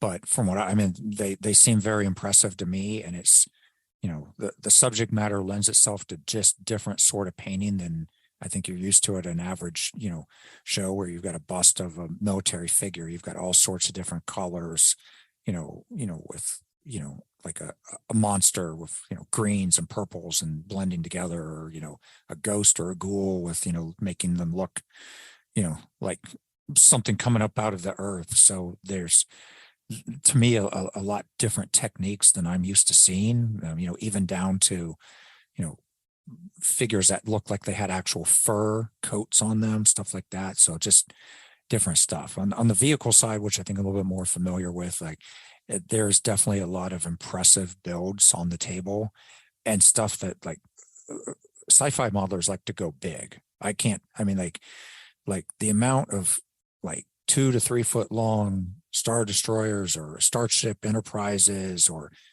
studio scale X-Wing, or the blockade runner. There are like 2 or 3 blockade runners that were really super sized. So they're and done well. Sometimes I've noticed when the bigger the model gets, the harder it is to do well because there's just so much to do. And there's definitely some models I think people have spent a lot of time on, and then some super creative stuff and super obscure things. There was a Star Wars model that caught my eye from a little now defunct franchise called Burger Chef, which was a competitor to, of course, McDonald's and Burger King. I don't know if you've ever heard of that one, Scott. It might have even been regional, but they're back in like 1978. They had a commercial running a promotion where if you went in and ordered whatever their version of a Happy Meal was, you got a poster, a Star Wars poster. And so they had like C-3PO and R2-D2 going up to the counter at a Burger Chef and ordering, food and getting the poster. And then there's Darth Vader at the end. Well, these guys had made a little model of the Burger Chef sign with some Star Wars stuff. And then they had a cell phone sitting in front of it all playing this commercial, which how these people found this 1978 commercial from this. I remember Burger Chef because I always remember like I begged my mom to take me there, instead of McDonald's because I thought the food was so much better. Well, the food was probably like twice as terrible, and she probably never wanted to go there because it was like just not good food at all. But to me, they always had cooler toys. They always had more fun stuff. So I always remember, but I mean, I haven't thought of the name Burger Chef since, 30, 40 years, if not more. So to see stuff like that, it's like, who thought of that? Then who found this commercial and digitized it and, built a model around it? Or our friend John Everett made a, if you've seen on Facebook, then what does he call the frog? The Machine and Krieger frog combo. There's, I forget what the name of it was, but he took a Lindbergh frog model. You know what I'm talking about? Yep. On the lily pad. Yeah, it took a Lindbergh frog model and combined it with some Machine and Krieger robotics and made a frog on a lily pad, and it was just amazing to see in person. I'd seen pictures of it before, and I was walking around the contest room with my sister, and it's interesting to hear the perspective of a non-modeler, and she was just amazed, because he had pictures of the Lindbergh frog that it started out as, and she's like, "Are you kidding me?" I'm like, "Yeah, this is it." So there's just some creativity out there that is able to be done in those genres that just you don't get the benefit of in the military vehicle or the civilian, automotive world that you see in a typical show that just you never know what you're going to expect on the table. So yeah, you mentioned sci-fi modelers appear to be a little more willing to introduce animation or lighting, or in some cases sound, where, more traditional, sorry, everybody, kind of genres are a little more reluctant to do that. And I think that's a pretty interesting element to see only a sci-fi based show like this one. I'm a little jealous if you can't pick up on that. Yeah. I thought of you a lot there. I'm like, man, Scott would love this. So, well, we're maybe pick out maybe some pieces that really, stood out for you. I mean, what were some things that really kind of inspired you or really kind of blew your mind a little bit that you saw at Wonderfest? Well, the frog, Mac frog that we just talked about was one, and the Burger Chef model was certainly a thrill. There's my dinosaur fluency left me at 10, so I'm going to call it a brontosaurus, but I don't know if that's exactly what it was, but it was the plant eating big brontosaurus looking dinosaur, and it was well done, and it was more the display. It was standing in water. So the display was just a mini kind of, vignette of just the brontosaurus, but standing in water. And so the legs were covered by water and a little bit of the tail was under the water. Then it came back up, I believe, on the other side. And it was just a neat way of displaying it. It's like, okay, just instead of a dinosaur sitting on dirt, it was just a neat way of displaying it, probably more in its natural habitat, which I thought was cool. There was a Maschinen Krieger, and this is bad since I have them all and should know the names, but the Croat, I think it was, the 2-wheel kind of walker thing that's kind of looks like a Star Wars ATST. And it was done in like a scene with one of the suits, and they were walking through what I believe was like a trench sort of scene, and somebody had lit the gun on the front of the Croat, and made it look like it was shooting out shells out of the front. They had it lit very brightly, and I don't know if it was cotton or what it was, but it was done better than your typical flames are done on a model, and it just looked really cool. That one caught my eye. There was a Batman bust that I swear the leather on his jacket was real. I mean, it was a cracked leather, and it just looked amazing. That was one of my favorite photos that you put. I mean, great. Great. And it's funny because, there's this like Batman bust, and it's in between 100 other busts. But if you watch the people walking by, everyone kind of glance at some of these, and then everyone would give pause and like look at it. It caught their eye immediately, and they just saw a level above that was in it. So those were some. And I mean, quite honestly, there wasn't much out there that I was like, that's interesting, but or not my thing. I mean, most of it was just like every table was another table. I go, wow, somebody actually did that, or wow, look at that. So there was a ship, and I have to apologize, I don't know what ship it is. It was in the back corner of the contest room, and it was mounted in a picture frame, and it was lit, and it was done really well, but like the full interior of the ship was done as well too, and like it was all lit inside. And if you peered in on the sides of the docking bay and everything, you could see everything inside. It was just impressive, and it could hang on somebody's living room wall and look perfectly acceptable as art on the wall. So I noticed there were not one but at least two of the Canon blockade runners like Bobble Young brought to IPMS Nationals. But there were two just huge ones. And in fact, I think on the tested YouTube channel, they dropped a video today talking to one of the builders of one of those blockade runners. I haven't seen, I think I saw something on Facebook about it, but I haven't seen the video yet, but I want to watch that. But those were impressive. And they were impressive. They were also sitting right next to a star destroyer that must have been like 4 feet long, and it not every day is your blockade runner that big dwarfed by something else on the same table. So it's just, again, it's like And then, I think, I don't know, the logistics dad, whatever in me starts thinking like, how did they get that here? How do they transport this stuff? Like somebody's got to drive a van there. No one else is going to be able to sit in the back of the van. Like that thing takes up the full space. So yeah, there was a lot of impressive stuff there. So I will say that I probably didn't have as much time as needed to fully absorb everything. And I think that was just a combination of knowing I was only going to be there the one day, knowing I didn't have anything entered. And I had my sister along that, she was definitely having a good time.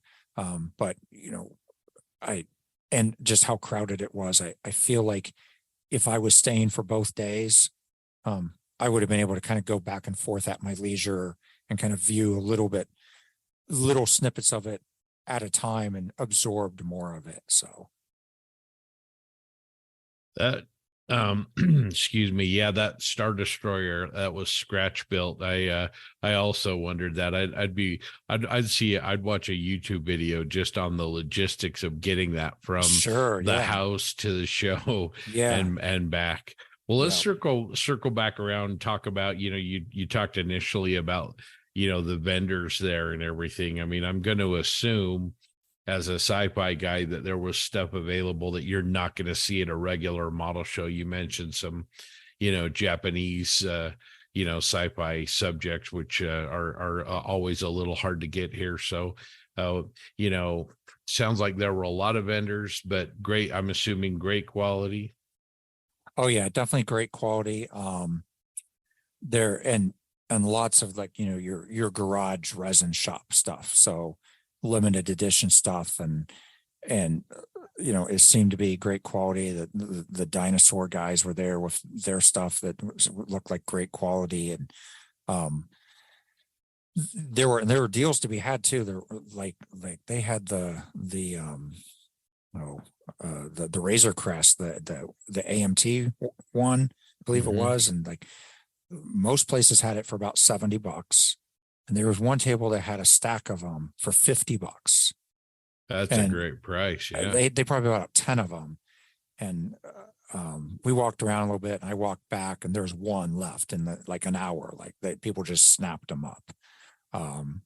But there were, like I said, I think I said earlier, like not as much machining Krieger as I thought there'd be.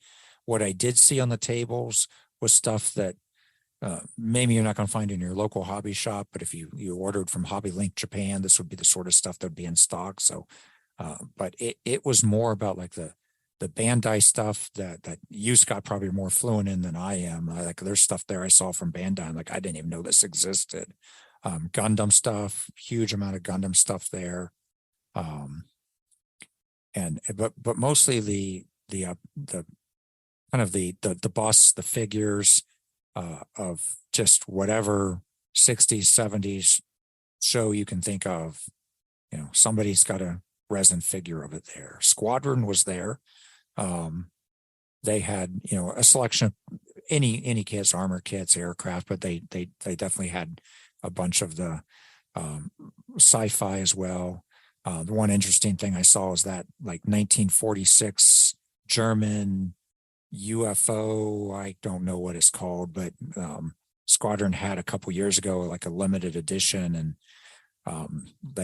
I thought they were out of production, hard to find, but they had maybe they found a case of them hidden somewhere, the new owners, but they had like 10 of them there, and they had all the detailed parts for it, like photo etch and metal barrels and stuff I didn't even know existed for that. So I think Iwata was there with a booth. They had a couple people selling tools, and so they had a great selection and a Godzilla in every scale you could possibly imagine. So that's cool. Yeah, I think you sent me some pictures of the older fine mold Star Wars kits, and they were like $20. I mean, it was an unbelievable deal. Yeah, those were sitting in the back corner right near the land of the lost photo opportunity, and I picked them up twice, and I almost bought them, but there's one older machining Krieger kit that I wanted to get, and I was kind of on a tight budget, and it was either or, and I decided to go with the Mac kit. But those were tough to put down because I knew they were probably a good price, but yeah. Yeah, definitely. Well, it sounds like I better put this on my calendar for 2024 because it sounds like it was amazing. Yeah, it really was. I'm definitely not one that I'm going to miss in the future, if at all possible. It to me is, as important to attend as IPMS Nats or AMPS Nationals. It's to me one to add on the list for the rotation every year, and it just looks like it's going to grow in popularity. I mean, the Gundam world is the kind of the modeling world of the future and the gateway to a younger generation. There's definitely a lot of younger modelers at this. I think there's a lot of carryover into the gaming world, the Warhammer type stuff, which there really wasn't much of that. There's only one vendor that had Warhammer stuff. I had expected to see more gamer stuff, so it was definitely more focused on the modeling. But the same people who were playing those games, I think, are jumping into the Gundam world and stuff, and they are definitely welcomed with open arms in this venue, and you see a lot of it there. So it's a good mix of people, and just seemed to be a great time. So I definitely am not going to miss it again. Awesome. Well, we appreciate all the pictures. For those of you listening, if you'd like to take a look at the images, there's quite a number of them. Aaron's gone ahead and posted those to the Plastic Posse group on Facebook. So give those a little bit of a look and check those out. And Aaron, thanks for coming on and giving us kind of your report, man. I'm even more excited than I have been to make sure I get myself there in 2024. Great. Right. Well, we will have to meet up there for sure. Yeah, definitely. And maybe bring some, both of us bring some work as well. Yeah, I'd love dinner. I'd love to compete there next year and see how that goes. It seems like it's a tough competition to earn one of their gold, silver, or bronzes from what I saw. So. Well, it's great that people have, a choice. The science fiction modelers have not always been represented well, but I think these guys have been a standard bearer for this kind of segment of the hobby, like you said, for a couple of decades. So fantastic work by them. So anyway. Yeah, I will say that I did one thing I forgot to mention is Fine Scale was there. Fine Scale, he shows up at Nats or, AMPS to take pictures of models, and the fact that they're there taking pictures of some of the models, and it's going to get exposure in Fine Scale Modeler, I think speaks volumes to the importance of the convention in the modeling world. So yeah, that's awesome. Well, maybe sounds like they might be adding more space, or they need to at least. So it'll be interesting to see how this show grows over the next few years. Awesome. Well, thank you, Aaron. It's great it's great to talk to you. Great to have you back on the show. Before we let you go, what have you been up to? What's on your bench, and what's kind of occupying your time right now? Sure. Yeah. No, I've got two things on my bench right now, and life's a little interesting for me right now. So modeling hasn't been something I've been able to do much of recently, but I've got a 48 scale T3485 that I'm currently is sitting here painted and chipped and waiting to be weathered, which seems to be the place where I sit and stall for a while and just look at it going, okay, what am I supposed to do next? Like, it's the first model I've ever built. That seems to be my struggle with every model. So I need to get back at that one. I hope to be at IPMS Nats this year and want to enter that one into the show. 48 scale armor is my first love, I guess. And then the other model I have is a Machine Krieger. I think it's the Fireball, one of the suits, armored suits. This is one of the old Nitto kits. I think it's one of their first ones, and those are fun to build, but a challenge to build because they've got sprue gates that are awful large and fit that is, like the fit of any 40-year-old model. It's a little challenging. Fortunately, you can usually texture them up and take care of that, but it's It's one I've been working on. I've got it pretty much almost ready for primer. Matter of fact, this weekend, I hope to be able to sit down, spend some time on it and get it primered up and maybe get a base coat on it. I haven't even figured out what paint scheme I'm going to use on it yet, but they're so much fun to build. And I was trying to describe to my sister at the show at Wonderfest, what machining Krieger is and how it's kind of like the armor modeler's chosen sci-fi, because you can paint it and weather it like a tank, but it doesn't have to worry. You don't have to worry about it being accurate. So looking forward to finishing that one as well. Yeah. Well, hopefully we'll run into each other at Nats. We'll see if that actually happens. But, one of the high points for me of Omaha was walking the contest floor with you and kind of discussing, models that caught our collective eyes, ones I liked, ones that you like. Likewise. Looking forward to hopefully, getting to do that in San Marcos with you as well. 100%. Well, thank you, my friend. It's always good to talk to you. Thanks for coming back onto the posse, and we'll talk again soon. Great. Awesome. Thanks for having me.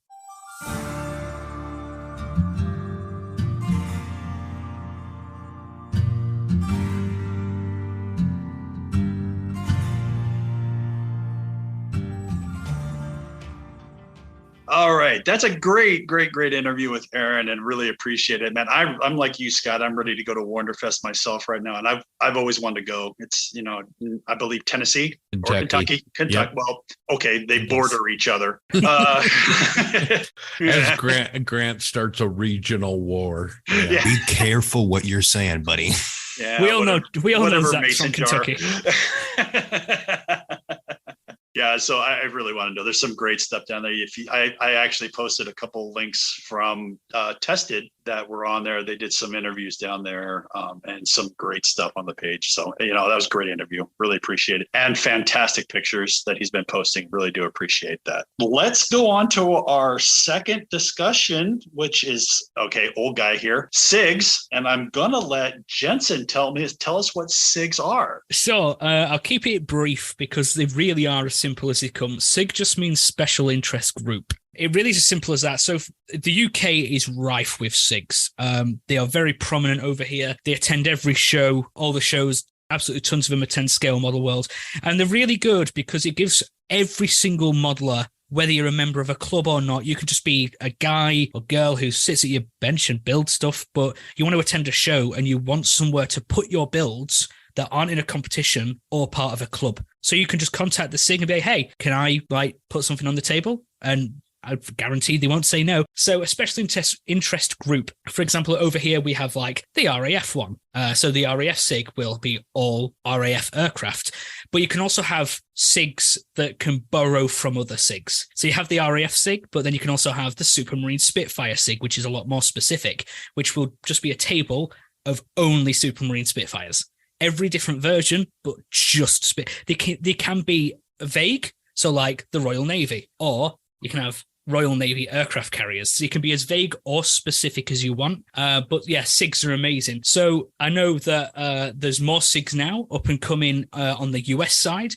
Just recently, and I mean very recently, TJ got up and running the Arsenal of Democracy, the M4 Sherman SIG, which why there wasn't one already, it blows my mind because that's just such a good idea. Then there's the Asian Air Arms SIG, covers 26 post-1945 Asian air arms. There's Black Swamp modelers, fantasy, sci-fi, horror, dinosaurs, etc. Blue and grey scale modelers focus on modeling any American Civil War subject. Camo, CAMMO, dedicated to building and presentation of wheeled and tracked military models. There's Formula One modeling, which obviously will be Formula One. HMMWV in scale.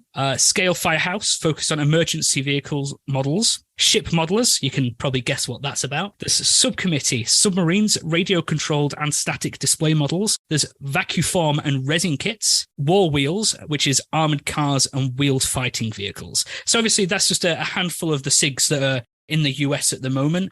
These are really easy to set up. All you have to do really is let IPMS US know, like, hey, we're starting a SIG. They'll kind of check if it already exists, but it helps to do the research for yourself. And yeah, you can set it up, create a Facebook page or a group of any sort and get it going. It kind of helps that we already had the M4 group build from last year's Nats with a lot of members, and there's a lot of stuff on that page already. So that's now the M4 SIG. But yeah, they're really easy to set up, really easy to manage, and they're a great way of introducing people to display models at shows that don't have to be in a competition or a club. You can just take it to display it, leave it there all show, talk to people about your models, and at the end of the day, just take it away. But like I say, they can be as vague or specific as you wish. Yeah, and one of the main things you mentioned about SIGs is that, you display them in a non-contest environment. I know there are some, I guess, limitations with IPMS Nationals in terms of like table space. So they don't really have the capability in a lot of the venues to display a lot of SIG tables. But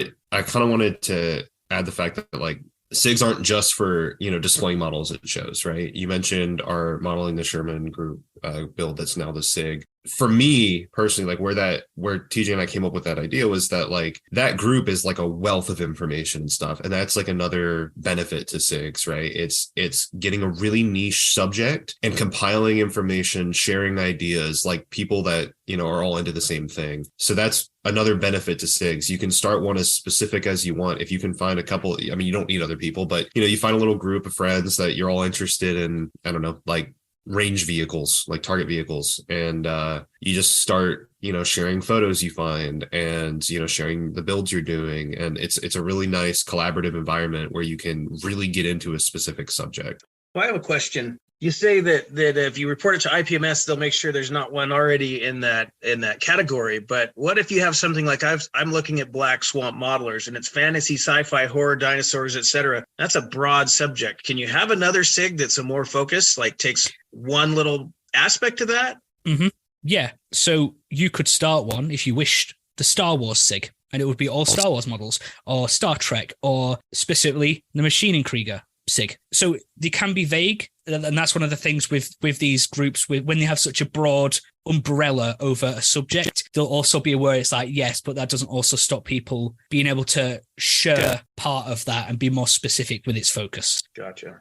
Yeah, I think the Model Geeks took their A4 group build and moved that to a SIG as well. There's been a lot of IPMS discussions of late, and SIGs have kind of moved to the forefront again. It'd be awesome to see that gain some movement here in the U.S. and have it play a role a little more similar, Jensen, to the role that it plays at Telford and in the U.K. Yeah. Over here, and, Jackson attended Telford, the Scale Model World show. SIGs are everywhere, and tables are just filled with models because usually they'll do the display 1 year, and then throughout the next year until the next show, they spend all year collecting and building new models for the display. So they're not repeating the same things over and over again. It's really cool having those little SIGs and groups where it is just a focus on one kind of specific area. And like Jackson said, it's just a wealth of knowledge in that area. So any questions, it's people who specialize, dare I say, on that subject. We have one over here, the Typhoon SIG or the Tornado SIG or the F-14 SIG. They are so focused and know everything on that subject. They're really good. The Facebook, and usually there's a Facebook page or group for these SIGs. Right. And just a wealth of knowledge. Yeah, that's a great idea. I mean, if there's some way we could also maybe do a reference for people to look for SIGs on our webpage or our Facebook page would be good for us. I think when you talk about the expertise knowledge, you think about, I automatically thought of Steve Baker for the F-15, to tell you the truth, because, that's what he flew. He knows that aircraft up and down. I'm sure there's probably SIGs out there for that, but, something like that to me is very, and sharing the knowledge is a great thing. Maybe a SIG for, there's so many ideas in my head right now, and you talk about that, there's such a chance. And, I really, really like that idea. You could do SIGs for the Churchill group you guys are doing. There's a perfect one right there. A Churchill SIG with not everybody likes a Churchill, but I think it's actually kind of a cool looking tank for a British tank. That's why I said that, Jensen. That's exactly why I said that. You have, Zach, and Jackson, Jackson, you've got an opportunity with all the vehicles you work with on your part-time job there.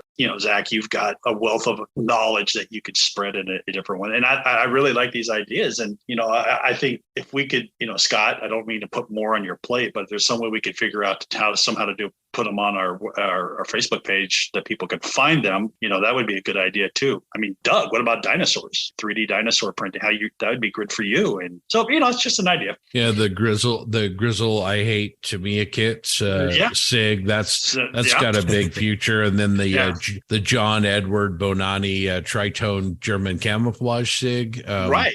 Sounds like a really, really good one as well. The Grant Mayberry, why am I still doing this page? SIG, I don't hate Tamiya kits.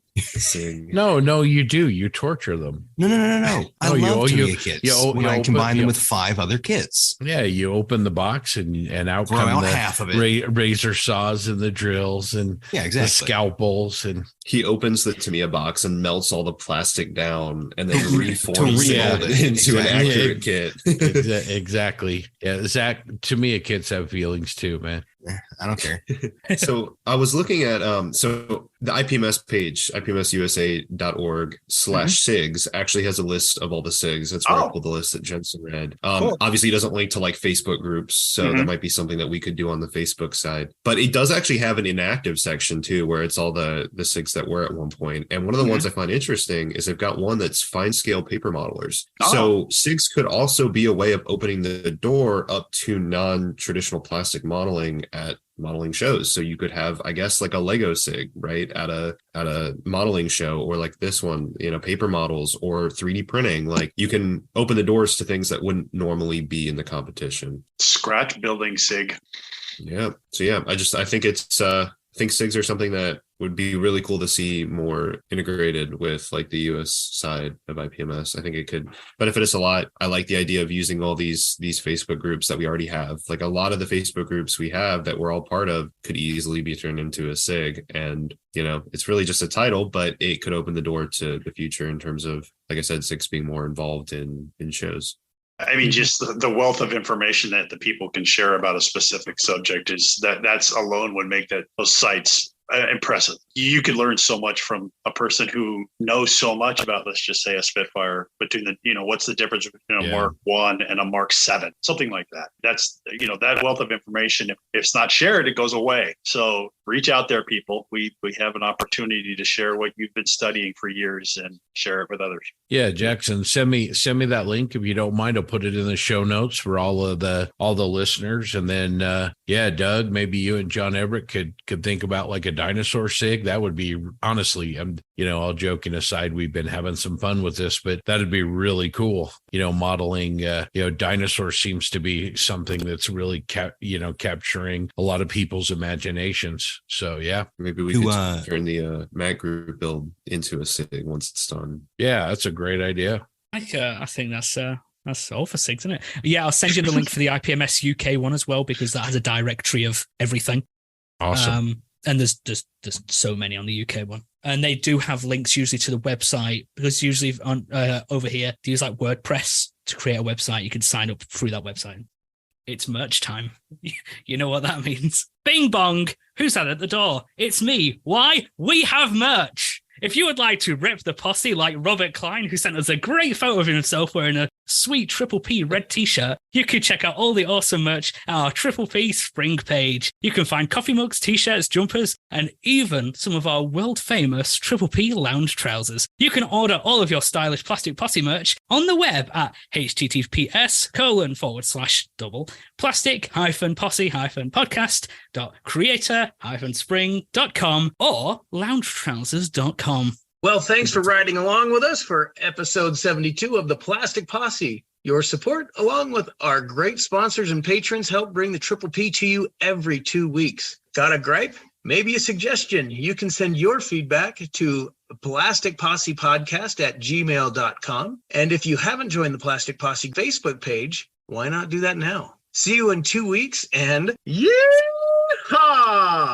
With gusto. That was good. That was a good yeehaw right there. It's kind of my thing.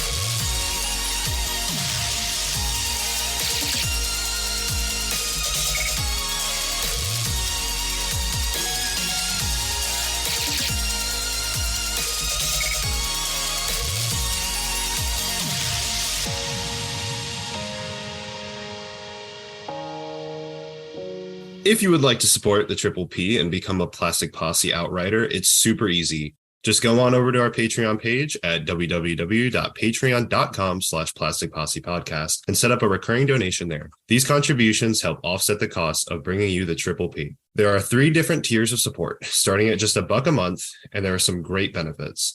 Early access to podcasts, premium access to the hosts, the chance to appear on the podcast, and exclusive PPP content. Let's recognize our amazing deputy marshals. These guys ride the range every month and do a great job. First off, we've got Brian Kreiner, Ken Childress, Nick Butta, Drew Gardner, Scott Hall, Tim Hulme, Frank Perrone, Dennis Tennant, the voice of Bob, Jeremy Diamond, Ryan Smith, Terry Wilkinson, Chris Lovewell, Andrew Callis, Ethan Eidenmill, Bruce the Model Noob, Steve Baker, Eric DeGleish, Joe Porche, Graham Pearson, Patrick Brown, Steve Schaefer, Jay Kidd, Brandon Gentry, Robert Klein, Mark Ewing, Ted Kawahara, Toadman, Model Doc, Doug Reed, Greg James, Les Workala, B. Colt 1911, John Everett, Josh Buck, Black Rifle Model Works, Thomas Bannock, Mark Bradley, Zach Pease, Joel Munson, Eric Brubaker, Jeremy Moore, DB Scale Model Studio, Matt Johnson, Jeremy Elliott, Mike Talley, Previous Seat, Mediocre Middle-Aged Modeler, Dan Knofel, and JC Osborne.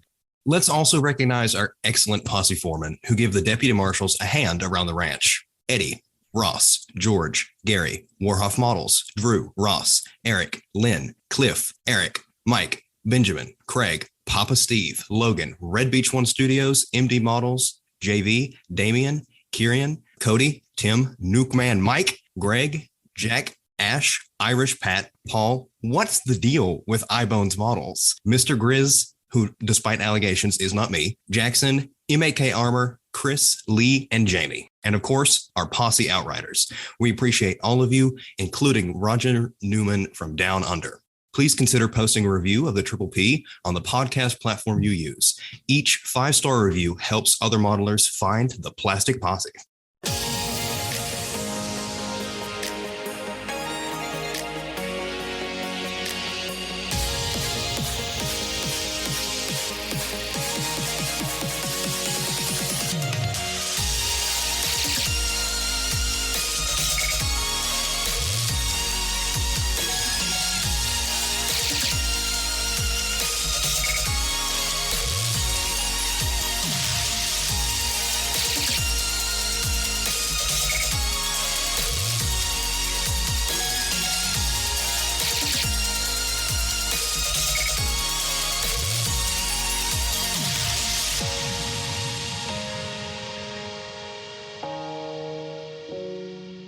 First of all, how do you forget Funfetti? It's now Saturday. I know. I feel like an idiot. I mean, I'm sorry. My only excuse is that I was sick last week. So that's my only excuse. You're forgiven. Yeah, thank you. I stubbed my toe when I was 3. I can't remember anything after that. There you go. Exactly. I had trauma because I watched the Brady Bunch and Jane get hit in the nose with a football or something like that. So I just finished / binged the show Bodyguard on Netflix. It's like a BBC show. I don't know if any of you, I know Zach's seen it. I love that show. It's 6 episodes. It is some of the best TV I've ever seen. Yeah, agreed. It's fantastic. I watched it. He's a very good actor. Yeah. He is. I don't remember his name, but he's good. A lot of people think he's going to be the next Bond. Oh, really? Yeah. I could see it easy. Yeah. I'm trying to think of his name because he was in Game of Thrones, and I should know this. He was in Game of Thrones? Yeah, he was Robb Stark's son. Richard Madden. Oh. That's him, Richard Madden, yeah. Oh my God, yeah. That's the same guy? The guy from The Red Wedding. Oh my God. It's Robb Stark. Yeah, it Robb is, Stark, isn't it? Wow. Just a wee bit younger. Make that connection. Yeah. No idea. He looks so different now. Yeah. Actually Scottish.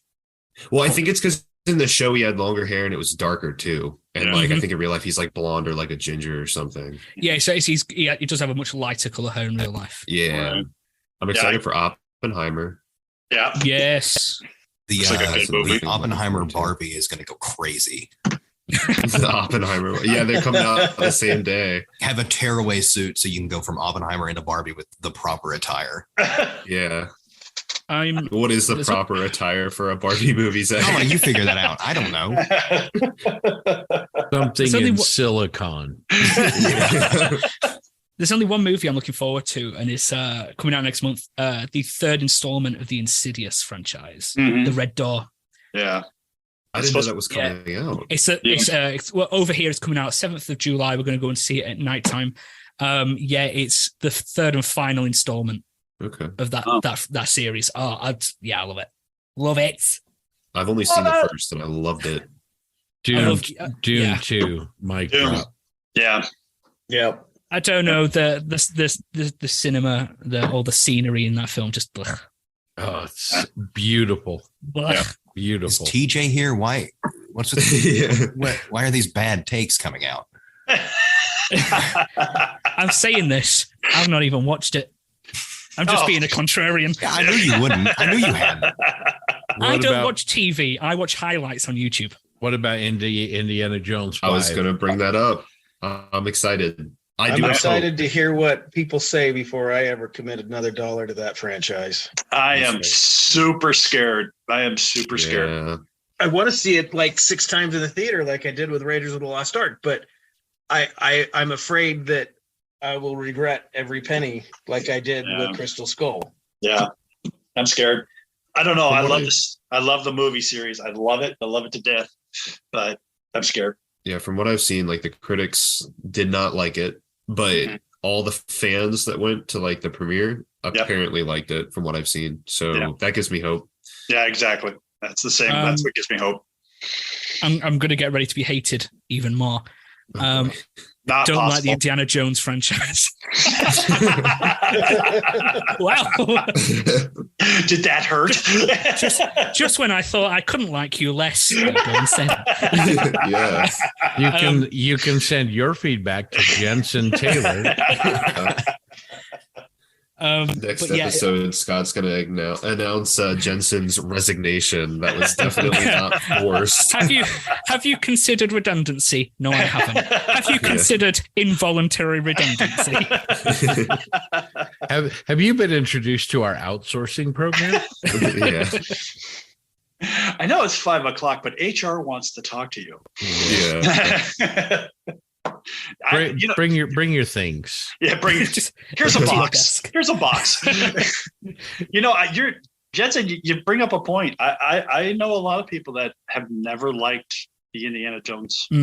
I do. Yeah. I really do. Raiders of the Lost Ark and Indiana Jones and the Last Crusade. Those are great action films. They're a lot of fun.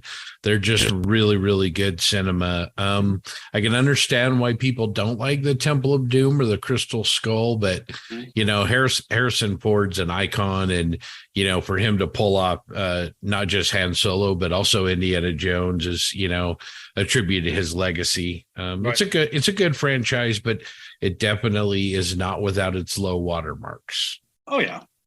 There's always. I know I'm a big fan of the first 1 and 3, 2, not so much. But it's just one of those things.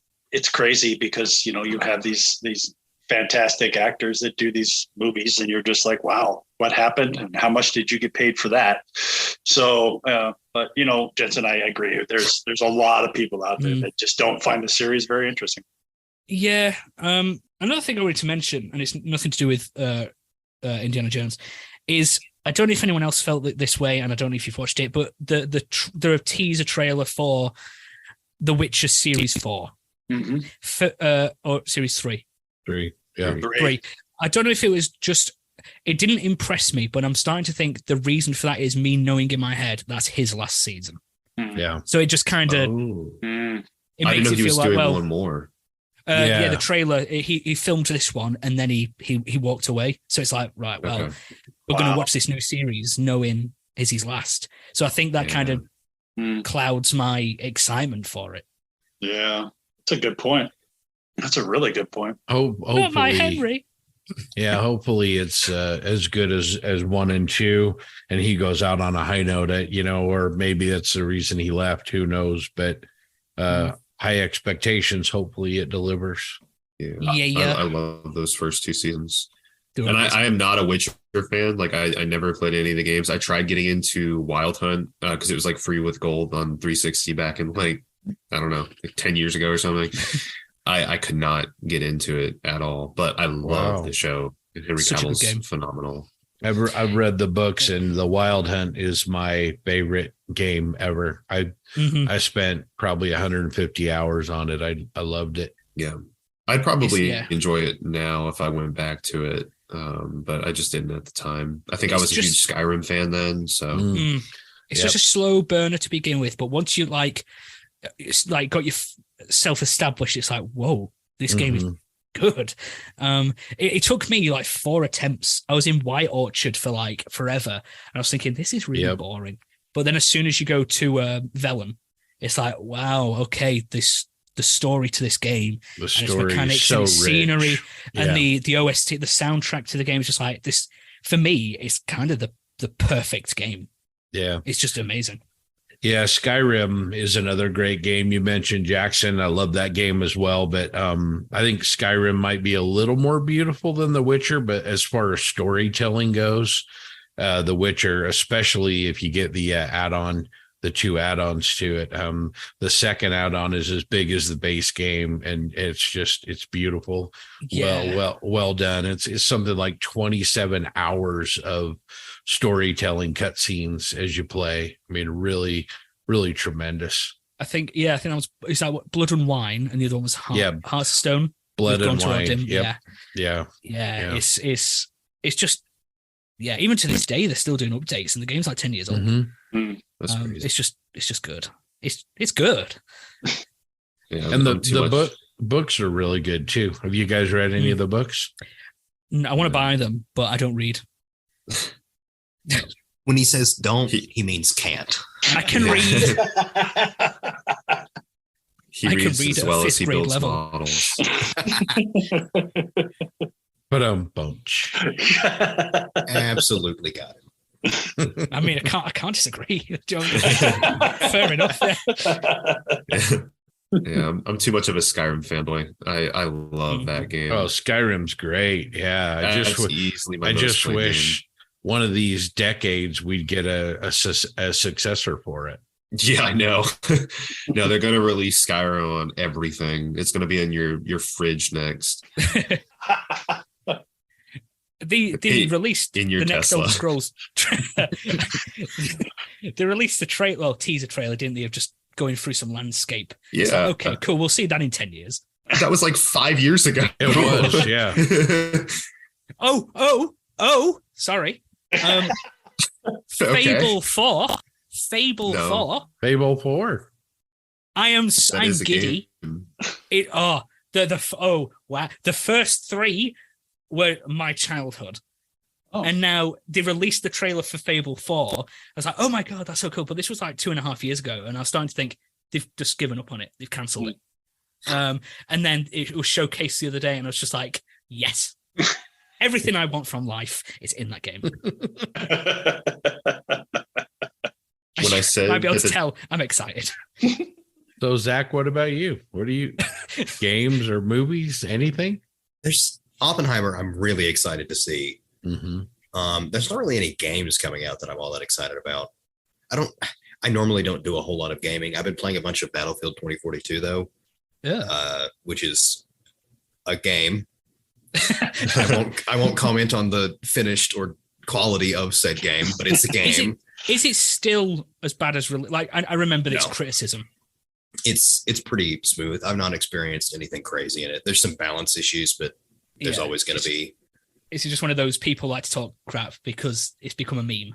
I think so, basically. Yeah. Like Nickelback. Yes. Right? Nickelback's good. And no one can tell me otherwise. I mean, good might be a stretch, but they're not that bad.